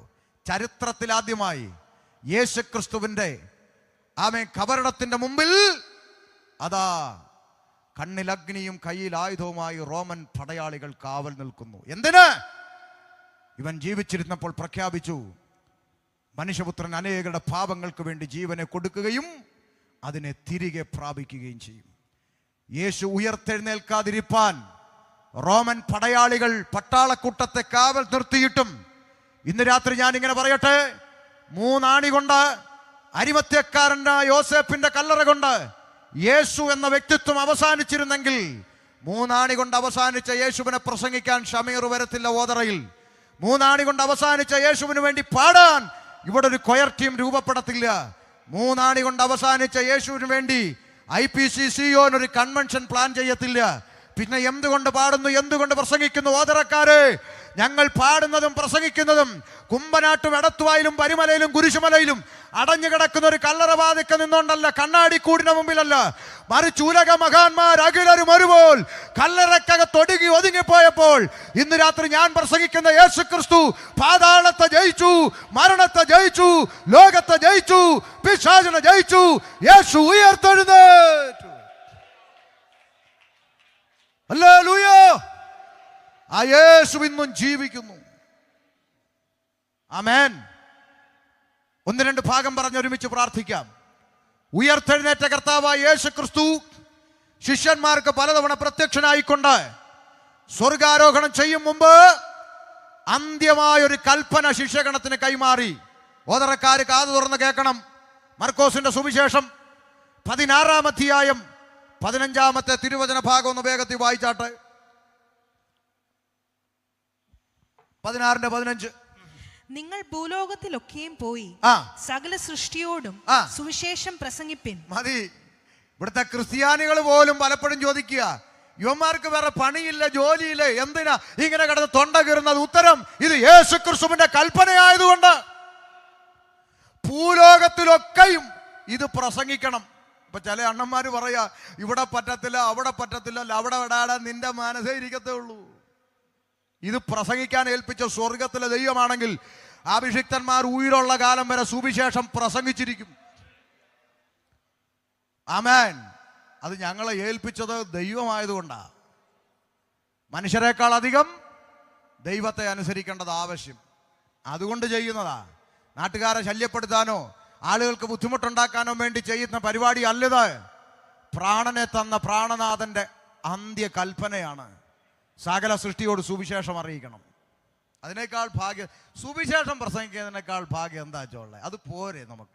സുവിശേഷം ഇന്നിപ്പോൾ സുവിശേഷ യോഗം ഒന്ന് നോട്ടീസിലുണ്ട്, സുവിശേഷം ഒന്നും ഇല്ല. സങ്കടമായി ഈ കാലം. സുവിശേഷം പ്രസംഗിക്കണം. ഇത് പറഞ്ഞിട്ട് കർത്താവായ യേശുക്രിസ്തു സ്വർഗാരോഹണം ചെയ്തു. ശിഷ്യന്മാർ തല ഉയർത്തി ഒലിവുമലയിൽ ഇങ്ങനെ നോക്കിക്കൊണ്ട് നിൽക്കുമ്പോൾ യേശു രൂപാന്തരപ്പെട്ട് സ്വർഗത്തിലേക്ക് കടന്നു പോകുമ്പോൾ അതാ ശിഷ്യന്മാർ നോക്കി നിൽക്കെ 2 ദൂതന്മാർ താഴേക്ക് വെളിപ്പെട്ടുകൊണ്ട് ശിഷ്യന്മാരോട് പറഞ്ഞൊരു വാചകം അപ്പോസ്തല പ്രവൃത്തി 1:11 കാണാം. വായിച്ചാട്ടെ. 1:11. ഗലീലാ പുരുഷന്മാര്, നിങ്ങൾ ആകാശത്തിലേക്ക് നോക്കി നിൽക്കുന്നത് എന്ത്? നിങ്ങളെ വിട്ട് സ്വർഗാരോഹണം ചെയ്ത ഈ യേശുവിനെ സ്വർഗത്തിലേക്ക് പോകുന്നവനായി നിങ്ങൾ കണ്ടതുപോലെ തന്നെ അവൻ വീണ്ടും വരും എന്ന് പറഞ്ഞു. ഒരിക്കൽ കൂടി ആവർത്തിക്കുന്നു, യേശു വീണ്ടും വരും. ദൂതന്മാരുടെ പ്രഖ്യാപനം. ഇത് കേട്ട ശിഷ്യന്മാർ എന്ത് ചെയ്തെന്ന് ഒന്ന് കേട്ടാട്ടെ. അവർ യെരൂശലേമിന് സമീപത്ത് ഒരു ശബത്ത് ദിവസത്തെ വഴിദൂരമുള്ള ഒലിവുമല വിട്ട് യെരൂശലേമിലേക്ക് മടങ്ങിപ്പോന്നു. ശ്രദ്ധിച്ച് കേട്ടോണം, ഇനി ഞാൻ പറയുന്ന പോയിന്റുകൾ പറഞ്ഞ് അവസാനിപ്പിക്കുക. ശിഷ്യന്മാര് ഇത് കണ്ട് ദൂതന്മാരുടെ അരുളപ്പാട് കേട്ട് ഒലിവുമല വിട്ട് യെരൂശലേമിൽ വന്നെന്നാണ് ഇപ്പൊ കൊച്ചു വായിച്ചത്. അടുത്തത്, അവിടെ എത്തിയപ്പോൾ യെരൂശലേമിലെത്തിയപ്പോൾ അവർ പാർത്ത മാളിക മുറിയിൽ കയറിപ്പോയി. എങ്ങോട്ട് പോയി? പറ. മാളിക മുറി കയറിപ്പോയി. എല്ലാരും കേട്ടോണം, അങ്ങനെ തന്നെ ആണോന്ന്. കയറിപ്പോയവരുടെ പേര് വിവരങ്ങൾ ഇപ്പൊ ഒന്ന് വായിക്കുക. അങ്ങനെ തന്നെ പുസ്തകത്തിൽ ഉണ്ടോ എന്ന് വേണം നോക്കിക്കോ. ഇനി പെന്തിക്കോസ് ഉപദേശിമാര് കൈന്നിട്ട് പറഞ്ഞെന്നൊന്നും പറയരുത്. വായിച്ചോ. പത്രോസ്. ആരാ പത്രോസ്? ഒന്നാമത്തെ പോപ്പ്, മാർപ്പാപ്പ എന്നൊക്കെ ചില ക്രിസ്ത്യാനികൾ പറയുന്നു. ആയിക്കോട്ടെ, അത് വലിയ മോശപ്പെട്ട കാര്യമൊന്നും അല്ലല്ലോ. ആയിക്കോട്ടെ, പോപ്പ്, ഒന്നാമത്തെ പോപ്പ് പത്രോസ്, യോഹന്നാൻ, യാക്കോബ്, അന്ത്രയോസ്, ഫിലിപ്പോസ്, തോമാസ് ലീഹ, ബർത്തലോമായി, മത്തായി, അൽഫയുടെ മകനായ യാക്കോബ്, എരിവുകാരനായ ശീമോൻ, യാക്കോബിന്റെ മകനായ യൂദ അഥവാ യൂദാസ് ലീഹ. ഇവരെല്ലാവരും സ്ത്രീകളോടും, കേട്ടോ കാതു തുറന്ന് കേട്ടോ, ഇവരെല്ലാവരും സ്ത്രീകളോടും യേശുവിന്റെ അമ്മയായ മറിയോടും കൂടെ അവന്റെ സഹോദരന്മാരോടും കൂടെ ഒരു മനപ്പെട്ട് പ്രാർത്ഥന കഴിച്ചു പോന്നു. മനസ്സിലായി? ഇപ്പൊ വേറെ വ്യാഖ്യാനം ഒന്നും വേണ്ട. അങ്ങോട്ട് കയറിപ്പോരുടെ കൂട്ടത്തിൽ പത്രോസ് ലീഹ ഉണ്ട്, തോമാസ് ലീഹ ഉണ്ട്, യൂദാസ് ലീഹ ഉണ്ട്, യേശുവിന്റെ അമ്മയായ മറിയയും, തർക്കമില്ലല്ലോ, ഉണ്ട്. അവരെല്ലാം കൂടെ പ്രാർത്ഥിച്ചോട്ടുണ്ട്. അപ്പൊ എന്തോ പറ്റി? 2:1. പെന്തക്കോസ്ത് നാൾ വന്നപ്പോൾ, ഒന്നൂടെ, പെന്തക്കോസ്ത് നാൾ വന്നപ്പോൾ അവരെല്ലാവരും കൂടെ ഒരു മനപ്പെട്ട് പ്രാർത്ഥന കഴിച്ചുകൊണ്ടിരുന്നപ്പോൾ അവരുടെ ഇടയിലോട്ട് കുറച്ച് പെന്തക്കോസുകാർ വന്നപ്പോൾ. അങ്ങനാണോ? ആണോ അമ്മച്ചി? അല്ല, പെന്തക്കോസുകാർ അങ്ങനെ ഒരു കാറും ഇല്ല. പെന്തക്കോസ് നാൾ വന്നപ്പോൾ. എന്താ അത്? 50-ാം പെരുന്നാൾ ദിവസം. ഒരു പെരുന്നാൾ ദിവസം വന്നു. ആ പെരുന്നാൾ ദിവസത്തിന്റെ പേരാണ് പെന്തക്കുസ്ത, ഡേ ഓഫ് പെന്തക്കോസ്. പെന്തക്കുസ്ത പെരുന്നാൾ ദിവസം വന്നപ്പോൾ എല്ലാവരും ഒരു സ്ഥലത്ത് ഒന്നിച്ചു കൂടിയിരുന്നു. അന്നേരമോ? വായിച്ചോ. പെട്ടെന്ന് കൊടിയ കാറ്റടിക്കുന്നത് പോലെ ആകാശത്ത് നിന്ന് ഒരു മുഴക്കമുണ്ടായി. ദൈവമക്കൾ കൂടുന്നിടത്ത് ഇച്ചിരി മുഴക്കമൊക്കെ ഉണ്ട്. മുഴക്കമുണ്ടായി. അവർ ഇരുന്നിരുന്ന വീട് മുഴുവനും നിറച്ചു. അഗ്നിജ്വാല പോലെ പിളർന്നിരിക്കുന്ന നാവുകൾ അവർക്ക് പ്രത്യക്ഷമായി അവരിൽ ഓരോരുത്തരുടെ മേൽ പതിഞ്ഞു. അടുത്ത വാക്ക് കാത് തുറന്ന് കേട്ടോണം. എല്ലാവരും പരിശുദ്ധാത്മാവ് നിറഞ്ഞവരായി ആത്മാവ് അവർക്ക് ഉച്ചരിപ്പാൻ നൽകിയതുപോലെ അന്യഭാഷകളിൽ സംസാരിച്ചു തുടങ്ങി. എന്ത് സംസാരിക്കാൻ തുടങ്ങി? അന്യഭാഷ. ഈ അന്യഭാഷ സംസാരിക്കുന്ന കൂട്ടത്തെയാണ് നാട്ടുകാരെന്നാ വിളിക്കുന്നത്? പെന്തക്കോസ്. അങ്ങനെയാണ് ഒന്നാമത്തെ പെന്തക്കോസുകാരി മറിയ, അല്ലയോ? ഒന്നാമത്തെ പെന്തക്കോസുകാരൻ പത്രോസ് ലീഗ, ഒന്നാമത്തെ പെന്തക്കോസുകാരൻ തോമാസ് ലീഗ. ഇവരൊക്കെ അവിടെ നിന്ന് അന്യഭാഷ പറഞ്ഞെന്നല്ലയോ വായിച്ചേ? അതുകൊണ്ട് പെന്തക്കോസുകാർക്ക് അമ്മയില്ലെന്ന് ആരെങ്കിലും പറഞ്ഞാൽ നേരെ നിന്ന് പറയണം, നിങ്ങളുടെ പള്ളി ഫോട്ടോയേ ഉള്ളൂ, ഞങ്ങളുടെ കൂടെ ജീവനോടിരുന്ന് അന്യഭാഷ പറഞ്ഞെന്ന്. ഇല്ലേ? പിന്നല്ല, എല്ലാവരും ആത്മാവിൽ അന്യഭാഷയിൽ സംസാരിക്കാൻ തുടങ്ങി. ആ ആത്മാവിന്റെ നിറവിൽ ഒരാൾ പ്രസംഗിക്കാൻ എഴുന്നേറ്റ് നിന്നു. ആര്? പറ. പോപ്പ് പത്രോസ് ലീഗ എഴുന്നേറ്റ് ഒറ്റ പ്രസംഗം. എന്ത് സംഭവിച്ചു? 2:37 വായിച്ചു നിർത്താം. 2:37. ഇത് കേട്ടിട്ട് അവർ ഹൃദയത്തിൽ കുത്തുകൊണ്ട്, ഒന്നുകൂടെ, ഇത് കേട്ടിട്ട് അവർ ഹൃദയത്തിൽ കുത്തുകൊണ്ട് പത്രോസ് ലീഗ പരിശുദ്ധാത്മാവിൽ നിറഞ്ഞ് ആത്മനിറവിൽ വചനം പ്രസംഗിച്ചപ്പോൾ പറയച്ചാ കേട്ടവർ ഹൃദയത്തിൽ കുത്തുകൊണ്ട്. നിങ്ങൾ പറ, എന്തുകൊണ്ടു? നിങ്ങളുടെ ആരുടെയെങ്കിലും ബൈബിളിൽ ഇക്കിളി കൊണ്ടെന്നുണ്ടോ? പറ. ഉണ്ടോ? ഇല്ല. പിന്നെന്താ കൊണ്ടേ? അപ്പൊ ഒരു കാര്യം ഒന്ന് മനസ്സിലാക്കിയിട്ട് വേണം ഇവിടുന്ന് ഇറങ്ങിപ്പോകാൻ. ഈ പുസ്തകത്തിൽ പറയുന്ന ആത്മാവ് നിറഞ്ഞവൻ ആത്മനിറവിൽ പ്രസംഗിച്ചാൽ കേൾക്കുന്നവർക്ക് ഇക്കിളിയല്ല, ചങ്കത്ത് കുത്തുകൊള്ളും. ഇരുവായ്ത്തലയുള്ള ഏത് വാളിനേക്കാളും മൂർച്ചയേറിയതും സദ്യമജ്ജ മാംസങ്ങളെ വേർപിടിപ്പിക്കും വരെ തുളച്ചു ചെല്ലുന്ന ജീവന്റെ വചനം അകത്തോട്ട് തുളച്ചു കയറിയപ്പോ കുത്തുകൊണ്ടെന്ന്. അതാ പിതാക്കന്മാരുടെ കാലത്തെ പ്രസംഗം. കുത്തുകൊള്ളും. ഇന്നിപ്പോ കുത്തുകൊള്ളുന്നതൊന്നും നമുക്ക് വലിയ താല്പര്യമില്ല. ഇപ്പൊ നമുക്കിപ്പോ കുത്തല്ല, നമുക്കിപ്പോ ഇക്കിളി വേണം. യോഗം കഴിഞ്ഞ് അങ്ങോട്ട് പോകുമ്പം ഫോൺ 10 മിസ് കോളോ, കുഞ്ഞമ്മ വിളിച്ചോ? എന്നാ അമ്മാമ്മ വിളിച്ച യോഗത്തിലായിരുന്നു, അതാ എടുക്കാഞ്ഞ്. ആണോ? എങ്ങനെ ഉണ്ടായിരുന്നു യോഗം? ഇത് പറയണ്ട മാമേ, ചിരിച്ച്. ഇതാ ഇന്നത്തെ അവസ്ഥ. സങ്കടം കൊണ്ട് പറയാ ദേവാസന്മാരെ. എവിടെ മാനസാന്തരം? എവിടെ കുത്ത്? ഒന്നുമില്ല. ഒരു കോമഡി പോലെ കടന്നു പോവുക. ഇന്ന് രാത്രി മനം തിരിയണം. ഇന്ന് രാത്രി മാനസാന്തരം ഉണ്ടാകണം. ഇരുവായ്ത്തലയുള്ള ഏത് വാളിനേക്കാളും മൂർച്ചയേറിയ ദൈവത്തിന്റെ വചനം അകത്തോട്ട് കടന്നു എന്ന് കുത്തുകൊണ്ടവരെല്ലാം കൂടെ എന്ത് ചെയ്തു? പ്രസംഗിച്ച് ഉപദേശിയുടെ കൊങ്ങായിക്ക് പിടിച്ചെന്നാണോ? ആണോ അമ്മാമേ? പിന്നെ എന്നാ വായിര് കുത്തുകൊണ്ട്. ഇത് കേട്ടിട്ട് അവർ ഹൃദയത്തിൽ കുത്തുകൊണ്ട് ആ. പത്രോസിനോടും ശേഷം അപ്പോസ്തലന്മാരോടും സഹോദരന്മാരായ പുരുഷന്മാര്, ഞങ്ങൾ എന്ത് ചെയ്യേണ്ടു എന്ന് കുത്തുകൊണ്ടവര് കൊങ്ങാക്കി പിടിക്കാൻ ചെന്നതല്ല, കുത്തുകൊണ്ടവര് ചോദിച്ചു, ഞങ്ങൾ നിങ്ങൾ ഓരോ വാക്ക് പ്രസംഗിക്കുമ്പോഴും എന്റെ ചങ്കത്ത് കത്തി കയറുകയായിരുന്നു. പറ പറ ഉപദേശി പോപ്പേ പത്രോസേ എന്തോ ചെയ്യണം. അടുത്ത വാക്ക്. പത്രോസ് അവരോട്, ആര്? പത്രോസ് അവരോട്, പേരന സാം പാസ്റ്റർ, ഓദർ IPCയിലെ പാസ്റ്റർ അവരോട്. അങ്ങനാണോ? അല്ല, സാം പാസ്റ്റർ അവരോടൊന്നല്ല, പോപ്പ് പത്രോസ് ലീഗ അവരോട്. നിങ്ങൾ മാനസാന്തരപ്പെട്ടു. ഒന്ന് നിങ്ങൾ എന്ത് ചെയ്യണം? പറ. മാനസാന്തരപ്പെടണം. പിന്നെ നിങ്ങളുടെ പാപങ്ങളുടെ മോചനത്തിനായി, നിങ്ങളുടെ അകത്ത് കയറിയ പാപം പുറത്തു പോകണമെങ്കിൽ ഓരോരുത്തൻ യേശുക്രിസ്തുവിന്റെ നാമത്തിൽ സ്നാനമേൽപ്പിൻ. കേട്ടോ, പെന്തിക്കോസുകാരെ പഠിപ്പിക്കല് ഉണ്ടാക്കി വെച്ചതല്ല. ഒന്നാമത്തെ പോപ്പ് പത്രോസ് ലീഗ പറയുക, അകത്ത് കയറിയ പാപം പുറത്തു പോകണോ, നിങ്ങൾ മാനസാന്തരപ്പെട്ട് സ്നാനമേൽക്കാൻ. ഇല്ലേ? ഈ പോപ്പ് പറഞ്ഞതല്ലേ നമ്മൾ ഇന്നും പറഞ്ഞുകൊണ്ടിരിക്കുന്നത്. ഇങ്ങേരായി കുഴപ്പമുണ്ടാക്കി വെച്ച്. അങ്ങേർക്ക് സത്യത്തിൽ പറഞ്ഞുകൊണ്ടായിരുന്നു, നിങ്ങൾ ഓരോരുത്തരും പാപങ്ങളുടെ മോചനത്തിനായി ഞങ്ങളുടെ അടുക്കൽ വന്ന് കുമ്പസരിപ്പി. അങ്ങനെ ഒന്ന് പറഞ്ഞെങ്കിൽ ഞങ്ങൾ ഇന്ന് അതല്ലേ പറയത്തുള്ളായിരുന്നു. ഇങ്ങേരായി ഇടങ്ങേറുണ്ടാക്കിയ പുസ്തകത്തിൽ അങ്ങനെ പറഞ്ഞില്ല. പോപ്പ് പറഞ്ഞത് ഓരോരുത്തരും മാനസാന്തരപ്പെട്ട് സ്നാനപ്പെടാനാ. ഞങ്ങളും അത് തന്നെ പറയുന്നുള്ളൂ. അമ്മാമേ, വള്ളിപ്പുള്ളി വ്യത്യാസം വരുത്തിയോ മാറ്റം വരുത്തിയോ പഠിപ്പിക്കാനല്ല ഞങ്ങളെ ഏൽപ്പിച്ചത്. അകത്ത് കയറിയ പാപത്തിൽ നിന്ന് മോചനം വേണോ? ഇന്ന് രാത്രി ഓതറക്കാരെ ഒരു നാണയത്തിട്ട് കൊടുക്കേണ്ട, 1 കിലോമീറ്റർ നടക്കേണ്ട, ഒരു മെഴുകുതിരി കത്തിക്കണ്ട. ഇന്ന് രാത്രി സൗജന്യമായ പാപമോചനം ലഭിക്കും. മാനസാന്തരപ്പെട്ട് സ്നാനമേൽപ്പീൻ, എന്നാൽ പാപമോചനം ലഭിക്കും. ഇപ്പൊ ചില ആളുകൾ പറയും, പാസ്റ്ററെ ഞങ്ങള് സ്നാനപ്പെട്ടതാ, എന്നാ ഒരു 5 മിനിറ്റ് കൂടെ ഞാൻ എടുക്കുക. ഇന്ന് പാടാനൊന്നും സമയം എടുക്കത്തില്ല, നിയോഗിച്ചവർ പ്രാർത്ഥിച്ച് നിർത്തും, നാളെ മറ്റന്നാളും പാടിക്കും. ഇത് പറയാൻ പോയി എനിക്കും സ്വസ്ഥതയില്ല, അതുകൊണ്ടാണ്. എൻ്റെ അത്രയും ദൂരെ പോകേണ്ട ഒരാരും ഇല്ലല്ലോ. ഉണ്ടോ? ഇല്ല. 5 മിനിറ്റ്. ഓക്കെ. ചില ആളുകൾ പറയാ, പാസ്റ്ററെ ഞങ്ങൾ കുഞ്ഞിലെ അങ്ങ് സ്നാനപ്പെട്ടിട്ടുണ്ട്, അപ്പൊ മാനസാന്തരമോ? അത് വളരുമ്പോൾ മതിയെന്നാ പറഞ്ഞത്. നമ്മളെല്ലാവരും ഇന്ന് കുളിച്ചിട്ട് തല തോർത്തി. വർഷങ്ങളായിട്ട് ഇത് തന്നെയാണ് ചെയ്യുന്നത്. ഇപ്പം നാളെ തൊട്ടൊരു ചേഞ്ച്. ആദ്യം തല തോർത്തിയിട്ട് അങ്ങനെ ചെയ്താലും ഇങ്ങനെ ചെയ്താലും കുഴപ്പമില്ലെത്താ. കുഴപ്പമുണ്ടായി. നമ്മുടെ നിത്യജീവിതത്തിൽ നമ്മൾ ചെയ്യുന്ന ഒരു കാര്യം തലതിരിച്ച പ്രശ്നമാണെങ്കിൽ, ആകാശം മാറിയാലും ഭൂമി ഒഴിഞ്ഞു പോയാലും മാറ്റം വരാത്ത ദൈവവചനം ആരും തലതിരിക്കണ്ട. മാനസാന്തരപ്പെട്ട് സ്നാനമേൽക്കണമെന്നാണ് തിരുവചനമെങ്കിൽ ആദ്യം നടക്കേണ്ടത് മാനസാന്തരം, ആദ്യം നടക്കേണ്ടത് വിശ്വാസം. വിശ്വസിക്കുകയും സ്നാനമേൽക്കുകയും ചെയ്ത് നമ്മൾ രക്ഷിക്കപ്പെടുമെന്ന് വചനം. അങ്ങനെങ്കിൽ വിശ്വാസം നിമിത്തം മാനസാന്തരം നടക്കണം. മാനസാന്തരപ്പെട്ടവന് സ്നാനപ്പെടേണ്ടതായി. മാനസാന്തരം എന്ന് പേപ്പറിൽ എഴുതി കാണിച്ചാൽ മനസ്സിലാകാത്ത കുഞ്ഞിനെ എടുത്ത് ഒക്കത്ത് വെച്ച്, നിനക്ക് 2000 വർഷം മുർത്തവായ യേശു ക്രിസ്തുവിന്റെ പാപത്തിന് വേണ്ടി വന്നത് മരിച്ചെന്നും അടക്കപ്പെട്ടെന്നും ഉയർത്തെഴുന്നേറ്റ് നിന്നെ ചേർക്കാൻ വീണ്ടും വരുമെന്നും കുഞ്ഞുവാവേ നീ വിശ്വസിക്കുന്നു? കുഞ്ഞാവ. അപ്പൊ കുഞ്ഞുവാവ വാ തുറന്ന് പറയണം, യെസ് ഐ ബിലീവ് ദാറ്റ്, ഞാനത് വിശ്വസിക്കുന്നു. സ്നാനപ്പെടുത്തിക്കോ. അതാ വേദപുസ്തകത്തിലെ സ്നാനം. മനസ്സിലാവുന്നുണ്ടോ? അപ്പോൾ ഇന്നാളൊരു ക്രിസ്ത്യാനി എൻ്റെ അടുത്ത് വന്ന് പറഞ്ഞു, പാസ്റ്റർ മുസ്ലിമിന്ന് വന്നുകൊണ്ട് അറിയാത്തോണ്ടാ. അതെന്നാ? ഞങ്ങൾ കുഞ്ഞു പറയത്തില്ലെന്ന് ഞങ്ങൾക്കും അറിയാം, പിന്നെ പറയാൻ പകരം ഒരാളെ പുറകെ പകരം നിർത്തുവന്ന്. നിങ്ങൾ പിന്നെ വിവാഹ നിശ്ചയമൊക്കെ കൂടാൻ പള്ളിയിൽ പോയിട്ടുണ്ടോ? ഉണ്ടോ? വേഗം പറ. ഉണ്ടോ?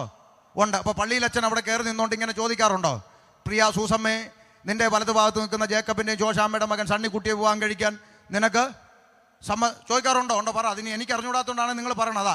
ഉണ്ടോ? ഉണ്ട്. അപ്പോൾ പെണ്ണിൻ്റെ അപ്പൻ, ജനിപ്പിച്ച അപ്പൻ, സ്വന്തം അപ്പൻ പുറകെ നിന്നുകൊണ്ട് പറയുക, സമ്മതമാണ്. ഏതെങ്കിലും അച്ഛന്മാർ നടത്തുമോ? മുണ്ടുന്നില്ല. അതിനാ സ്വന്തം അപ്പനല്ലേ, വാടകയ്ക്കെടുത്തൊന്നും അല്ലല്ലോ. നടത്തുമോ? ഇല്ല. അച്ഛൻ വേണേ ഒന്ന് നോക്കും, എന്നിട്ട് വീണ്ടും പറ, സൂസമ്മേ, നിന്റെ വലതു ഭാഗത്ത് നിൽക്കുന്ന ജേക്കബിൻ്റെ ജോഷാമ്മയുടെ മകൻ സണ്ണിക്കുട്ടി വിവാഹം കഴിക്കാൻ നിനക്ക് സമ്മതമാണോ? ഉടനെ പ്രസവിച്ച അമ്മ അപ്പുറത്ത് നിന്നുണ്ട്, സമ്മതമാച്ചോ, അവളാ കെട്ടണമെന്ന് പറഞ്ഞ് നടന്നേ അങ്ങോട്ട് കെട്ടിക്കോ. പിന്നെ ആര് പറയണം? വാ തുറന്ന് പറ. മണവാട്ടി ആരോ, അവള് പറയണം എനിക്ക് സമ്മതമാണെന്ന്. ഇന്ന് രാത്രി കാത് തുറന്ന് കേട്ടോ. ഈ ലോകത്തിലെ മണവാട്ടിയാകാൻ പെറ്റ തള്ള പറഞ്ഞാൽ പോരെങ്കിൽ, ഈ ലോകത്തിലെ മണവാട്ടിയാകാൻ ജനിപ്പിച്ച അപ്പൻ പറഞ്ഞാൽ പോരെങ്കിൽ, കുഞ്ഞാടിന്റെ കാന്തയാകാൻ, സ്വർലോക മണവാട്ടിയാകാൻ, ക്രിസ്തുയേശുവിന്റെ വേളി കടിക്കുന്ന മണവാട്ടി സഭയാകാൻ പകരക്കാര് പറഞ്ഞാൽ ഒക്കത്തില്ല ചായോ. അധരം കൊണ്ട് ഏറ്റു പറയണം, ഹൃദയം കൊണ്ട് വിശ്വസിക്കണം, മാനസാന്തരം സംഭവിക്കണം.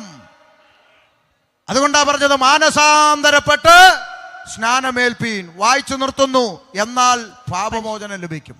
അടുത്ത വാക്ക്, എന്നാൽ എന്ന ദാനം ദാനം ലഭിക്കും. അടുത്തത്, വാഗ്ദത്തം നിങ്ങൾക്ക് നിങ്ങളുടെ മക്കൾക്കും നമ്മുടെ ദൈവമായ കർത്താവ് വിളിച്ചു വരുത്തുന്ന ദൂരസ്ഥരായ ഏവർക്കും ഉള്ളതല്ലോ എന്ന് പറഞ്ഞു. എന്ന് പറഞ്ഞാൽ എന്താ? എന്ന് പറഞ്ഞാൽ ഒന്നുമില്ല. ഈ വാഗ്ദത്തത്തെയും പരിശുദ്ധാത്മാവ് നിങ്ങൾക്കും നിങ്ങളുടെ മക്കൾക്കും ഇനി കർത്താവ് വിളിച്ചു വരുത്തുന്ന ദൂരെ കിടക്കുന്ന ഞങ്ങളെപ്പോലുള്ളവർക്കും കൊടുക്കുമെന്ന്. അതാ ഇപ്പൊ നടന്നുകൊണ്ടിരിക്കുന്നത്. ഉള്ളതല്ല. അടുത്ത വാക്ക്, മറ്റു പല വാക്കുകളാലും അവൻ സാക്ഷ്യം പറഞ്ഞ് അവരെ പ്രബോധിപ്പിച്ചു. ഈ വക്രതയുള്ള തലമുറയിൽ നിന്ന് രക്ഷിക്കപ്പെടുമെന്ന് അവൻ അവരോട് പറഞ്ഞു. അടുത്ത വാക്ക്, അവന്റെ വാക്ക് കൈക്കൊണ്ടവർ സ്നാനമേറ്റു. എത്ര പേര്? അന്ന് 3000-ഓളം പേർ അവരോട് ചേർന്നു. ഒറ്റ പ്രസംഗം. ആർക്ക് വേണം? കൈപൊക്ക് കാലുപൊക്കെന്നൊന്നും പറഞ്ഞില്ല. ഒറ്റ പ്രസംഗം, കുത്തുകൊള്ളേണ്ടുന്ന വിധം കുത്തുകൊള്ളുന്ന ഒറ്റ പ്രസംഗം. 3000 പേര് രംഗത്ത് വന്നിട്ട് പറഞ്ഞു, പാസ്റ്ററെ ഞങ്ങൾക്ക് സ്നാനപ്പെടണം. ഇവിടെ ഉദ്ഘാടനം ചെയ്ത പറഞ്ഞു, 10 പേരെ കൊണ്ട് കൊട്ടാൻ തുടങ്ങിയ ഒരു വീട്ടിലെ കൂട്ടായ്മ ഇന്ന് 100 പേരിലധികം എത്തി നിൽക്കണമെങ്കിൽ കെട്ടി വലിച്ചു കൊണ്ടുവന്നതല്ല. വചനം ഹൃദയത്തിനകത്തേക്ക് തുളച്ചു കയറിയപ്പോൾ, ആമേ പരിശുദ്ധാത്മാ ഹൃദയത്തിൽ ബോധ്യം വരുത്തിയപ്പോൾ, എനിക്ക് സ്നാനപ്പെടണം ഭാഷ എന്ന് പറഞ്ഞ് മുമ്പോട്ട് വന്ന ജീവിതങ്ങളാണ് ഇതിനകത്തിരിക്കുന്നത്. പിടിച്ചു വലിച്ചും കെട്ടിവലിച്ചും കൊണ്ടുവന്നവരല്ല, വചനത്തിന്റെ സത്യത്താൽ സ്വതന്ത്രരാക്കപ്പെട്ട ജനം. 3000 പേര് വന്ന് പറഞ്ഞു ഞങ്ങൾക്ക് സ്നാനപ്പെടണം. അടുത്ത വാക്ക്, അവർ അപ്പോസ്തലന്മാരുടെ ഉപദേശം കേട്ടും. ഒന്നോടെ, അവർ അപ്പോസ്തലന്മാരുടെ ഉപദേശം കേട്ടു. സ്നാനപ്പെട്ടവർ എന്ത് ചെയ്തു? അപ്പോസ്തലന്മാരുടെ ഉപദേശം കേട്ടോ പാസ്റ്റർമാരെ, കേട്ടോ. ഇന്നിപ്പോ അങ്ങനല്ല. മാമ ഇവിടെ വന്ന് ഞങ്ങളുടെ കൂടെ സ്നാനപ്പെട്. സ്നാനപ്പെട്ടിട്ട് പിന്നെ ഏത് പള്ളിയിലാന്ന് വെച്ചാൽ അവിടെ ഇവൻ കാട്ടുകള്ളനാണ്. മനസ്സിലാക്കിക്കോണം. അങ്ങനെ പഠിപ്പിക്കുന്നവനുണ്ടെങ്കിൽ അവൻ ഈ പുസ്തകത്തിലെ ദൈവത്തിന്റെ ദാസനല്ല കേട്ടോ. ഇങ്ങനെ കുറെ പിശാചുക്കൾ ഇറങ്ങിയിട്ടുണ്ട് സ്നാനപ്പെടുത്ത് കണക്ക് എടുത്ത് ഹല്ലേലൂയയിലിടാൻ വേണ്ടി. എന്നിട്ട് നിങ്ങൾ എവിടെയെങ്കിലും പോയി തൊലഞ്ഞോളാം. നോ, അവർ അപ്പോസ്തലന്മാരുടെ ഉപദേശം കേട്ടു. സ്നാനപ്പെട്ടവർ അപ്പോസ്തോലിക ഉപദേശത്തിൽ നിലനിൽക്കണം. മനസ്സിലായോ? ഉപദേശം കേൾക്കണമെങ്കിൽ അടുത്ത വാക്ക്, കൂട്ടായ്മ ആചരിച്ചു. ഉപദേശം കേൾക്കണമെങ്കിൽ എവിടെ വരണം? പറ. കൂട്ടായ്മയ്ക്ക് വരണം. കുഞ്ഞമ്മയുടെ മോളെ കല്യാണത്തിന് പോയാൽ ദൈവവചനം കേൾക്കാനൊക്കത്തില്ല. കൂട്ടായ്മ ആചരിച്ചു. അടുത്തത്, അപ്പം നുറുക്കി. അടുത്തത്, പ്രാർത്ഥന കഴിച്ചും പോന്നു. ആ കൂട്ടത്തെ നോക്കി സ്വർഗം ഒരു പേര് വിളിച്ചതാണ്. 47-ാം വാക്യം വായിച്ച് പുസ്തകം അടച്ചു. 47-ാം വാക്യം, കർത്താവ് രക്ഷിക്കപ്പെടുന്നവരെ ദിനം പ്രതി സഭയോട് ചേർത്തുകൊണ്ട്. അതാ ഈ പറഞ്ഞ കൂട്ടത്തെ നോക്കി സ്വർഗം ഒരു പേര് അവിടെ അങ്ങ് ഡിക്ലെയർ ചെയ്തു. എന്താ? സഭ. കർത്താവ് രക്ഷിക്കപ്പെടുന്നവരെ ദിനം പ്രതി സഭയോട് ചേർത്തുകൊണ്ടിരുന്നു. ഏത് സഭ? ആകാശമുട്ട ഗോപുരം പോലെ കെട്ടിവെച്ചിരിക്കുന്ന പള്ളിയെ നോക്കിയല്ല പറഞ്ഞത്. മാനസാന്തരപ്പെട്ട കൂട്ടം, ആമേൻ, രക്ഷിക്കപ്പെട്ട കൂട്ടം, സ്നാനപ്പെട്ട കൂട്ടം, ആത്മനിറവ് പ്രാപിച്ച കൂട്ടം, ഉപദേശമുള്ള കൂട്ടം, അപ്പം നുറുക്കി പ്രാർത്ഥന കഴിക്കുന്ന ആ കൂട്ടം. അത് പുഴവക്കത്ത് കൂടിയാലും മരച്ചവട്ടി കൂടിയാലും കെട്ടടത്തെ കൂടിയാലും ടെറസിന് മേലെ കൂടിയാലും ചന്ത മൈതാനത്ത് കൂടിയാലും ആ കൂട്ടത്തെ നോക്കി സ്വർഗം വിളിച്ച പേരാണ് സഭ. ഇന്ന് രാത്രി ഒരു വാക്ക് പറഞ്ഞ് നിർത്തുന്നു. അവൻ പാപം കൂടാതെ രണ്ടാമതും പ്രത്യക്ഷനാകും എന്ന് കുറിവാക്യത്തിൽ വായിച്ചത് എന്തിന്? ഈ പറയപ്പെട്ട സഭയെ നിത്യതയിലേക്ക് ചേർക്കുവാൻ. ജാതി മത വർണ്ണവർഗ വ്യത്യാസമില്ലാതെ സകല ഗോത്രങ്ങളിൽ നിന്നും ഭാഷകളിൽ നിന്നും വംശങ്ങളിൽ നിന്നും ജാതികളിൽ നിന്നും രക്തം കൊടുത്ത് വിലയ്ക്ക് വാങ്ങി ഷമീറും സിയാദും നസീറും നാരായണനും ഗോപാലനും മുഹമ്മദ് കൃഷ്ണനും ചാക്കോച്ചനും തോമത്തൂട്ടിയും ഒന്നിച്ചിരുന്ന് ഒരേ ദൈവത്തെ ആരാധിക്കുന്ന ഒരൊറ്റ സ്ഥലം ദൈവസഭ. ആ ദൈവസഭയെ ചേർക്കുവാൻ താമസം വിന കർത്താവ് വാനമേഘ വെളിപ്പെടാൻ പോവുകയാണ്. ഒരു നിമിഷം നമ്മെ തന്നെ ദൈവകരങ്ങളിൽ ഏൽപ്പിക്കാം. ഇന്ന് രാത്രി ആ കാഹളം ധ്വനിക്കുമോ അറിയില്ല. ഇന്ന് രാത്രി യോഗം കഴിഞ്ഞ് ക്ഷേമത്തോടെ ഭവനത്തിൽ ചെന്ന് എത്താൻ കഴിയുമോ അറിയില്ല. ഭവനത്തിൽ ചെന്ന് കിടന്ന് ഇന്ന് രാത്രി ഉറങ്ങുന്ന നീ നാളെ എഴുന്നേക്കുമോ അറിയില്ല. അതുകൊണ്ട് വേദപുസ്തകം പറയുന്നു, ഇതാകുന്നു രക്ഷാ ദിവസം, ഇതാകുന്നു സുപ്രസാദ കാലം. ഇന്ന് രാത്രി മാറാത്തൊരു തീരുമാനം എടുത്തിട്ട് വേണം ഈ പന്തൽ വിട്ടു പോകാൻ. കർത്താവേ, ഇന്ന് രാത്രി എൻ്റെ പ്രാണനെ വിട്ടാൽ ഞാൻ കൂട്ടിവെച്ചതും ഒരുക്കി വെച്ചതും ഒക്കെ ആർക്കാകും? ഇന്ന് രാത്രി കാഹളം ധ്വനിച്ചാൽ ഞാൻ ഈ ദൈവകൽപ്പന അനുസരിച്ചിട്ടില്ലെങ്കിൽ എൻ്റെ ആത്മാവിൻ്റെ നിത്യത ഞാൻ എവിടെ ചെലവഴിക്കും? ഈ ചോദ്യങ്ങൾക്ക് മറുപടി പ്രാപിച്ച് ഇന്ന് രാത്രി കടന്നു പോകാൻ സ്വർഗത്തിലെ ദൈവം നിങ്ങളെ അനുഗ്രഹിക്കട്ടെ, സഹായിക്കട്ടെ. നിയോഗിക്കപ്പെട്ടവർ പ്രാർത്ഥിച്ച് യോഗം അവസാനിപ്പിക്കും.